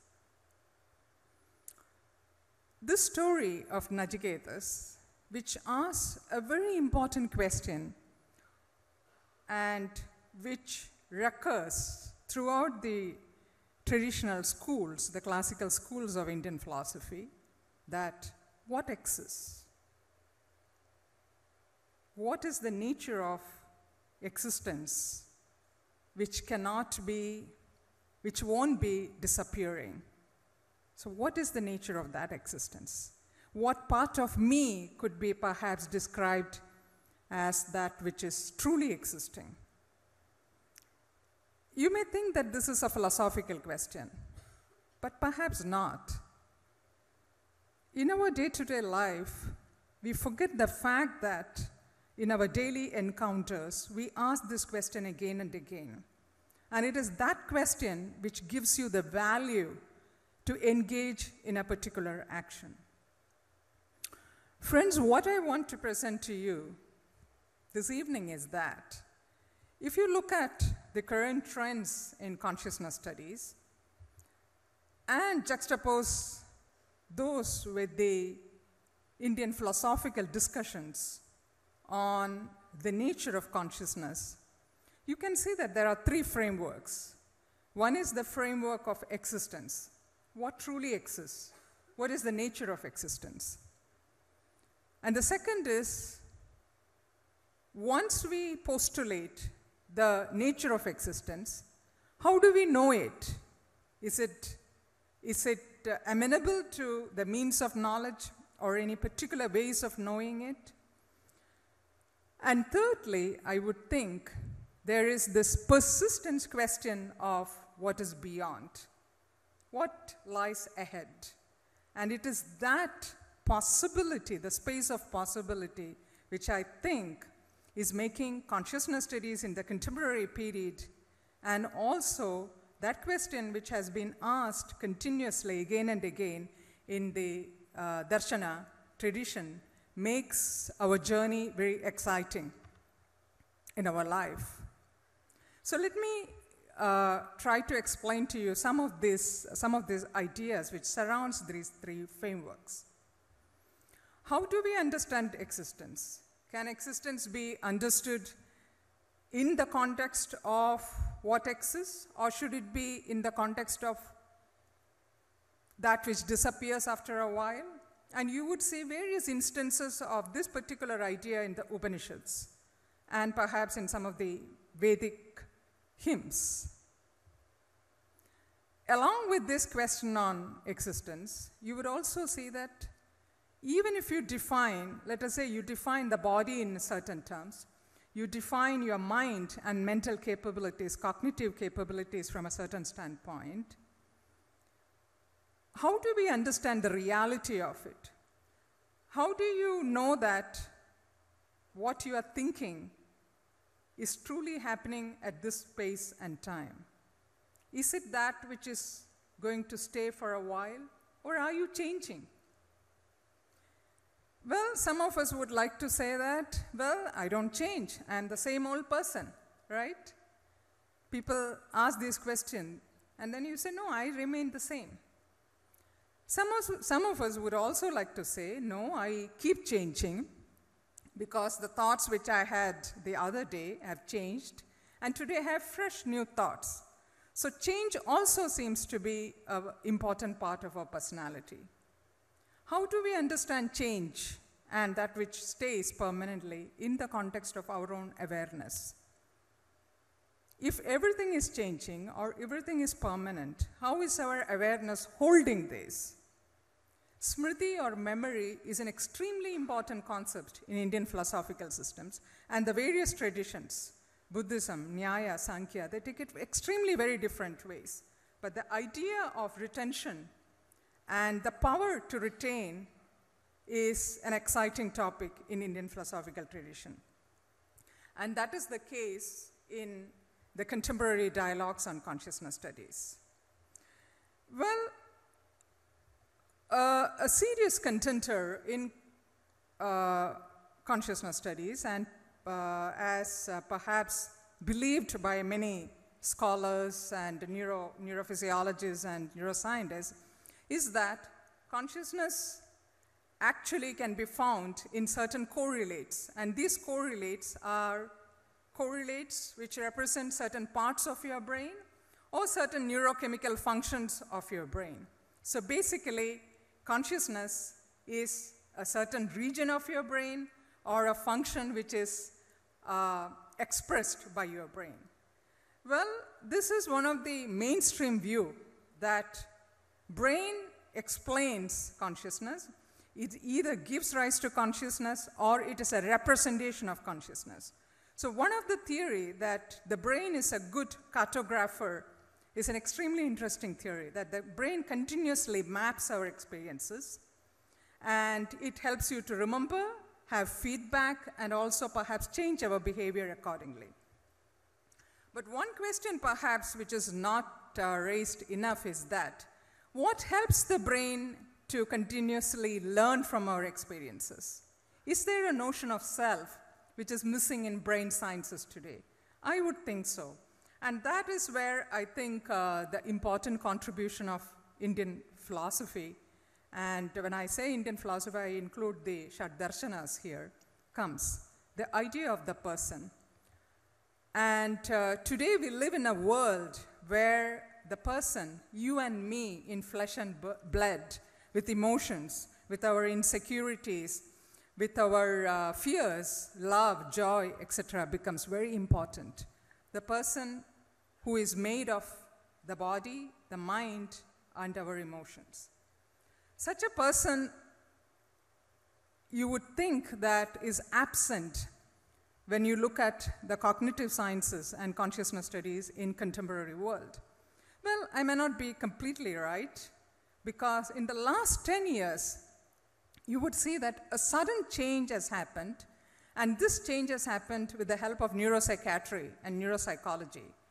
Earlier, ailments to mind, challenges to mind, like schizophrenia or many other dysfunctions of your self-perception, which happens because of traumatic injuries to your brain, have been recorded in a very clinical fashion. You document in a very medical fashion. But today that is changing. You want to hear the story of a schizophrenic, how he or she explains her world of experience. What is her world of experience to her in her own words? This is called as the first-person approach. The first-person approach has today become a great contender in equal terms to debate with the so-called scientific positions, which considers your experience and my experience as third-person data. So here, the dialogue today is between data, which you compile based on technologies, and the self or the subject, which is you and me, which is composed of experiences. So interestingly, friends, you see that the exciting event that is happening in the understanding of consciousness, cognition, and other related entities is that there is a dialogue. And why is this dialogue happening? This dialogue is happening because we are interested to have a method which is organic, which is not binary, which is not Baconian, which is not Cartesian, which divides mind and body, but definitely there's a discriminating understanding of the mind, body, and perhaps something beyond. But what is that which connects all this? Our mind, body, and the space beyond it. And that is where the idea of the self, the person, the subject, comes very important. So you would see that the discussions on self, or the first-person approach, has taken a big chunk of space in the literature on consciousness studies. Even people writing on brain, writing about the subject of the synaptic experience. So however much we explain our experiences in terms of synapses, we have to also finally conclude that here is a person who finally undergoes emotions, experiences, and so on. And therefore, one of the idea which is again, I think, parallel you would see in Indian philosophical traditions and the current neuropsychiatric, neuropsychological discussion is the importance of seeing a space which is beyond, which we in our ordinary language call as hope.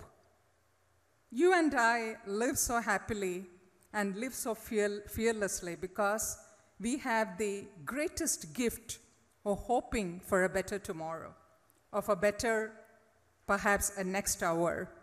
So the hope for the future is the greatest gift of the space of consciousness.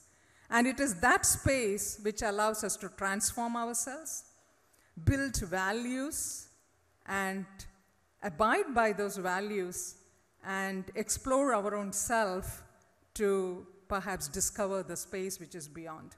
And this space which is beyond is extremely important when it comes to people with challenged awareness, challenged consciousness, which I wouldn't go into details.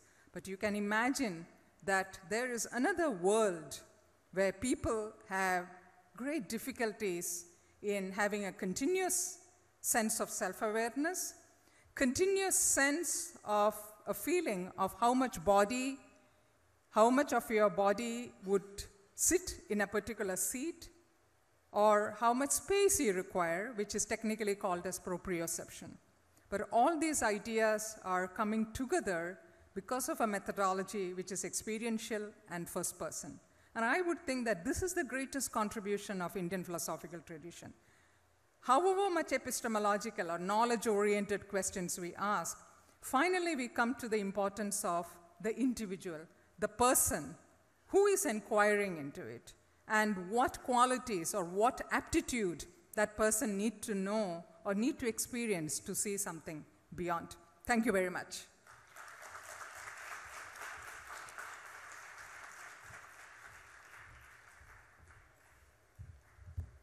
Thank you so much, Dr. Menon. With this, the penultimate theme of day 1 of the first INDIC Thoughts Festival 2017 comes to an end. The ultimate session of the day is going to be music to your ears, literally. So I'd suggest that you go, grab a quick meal, come back here by 9:40 p.m. and grab the best seats. We have a lot in store for you still. So be back by 9:40 p.m.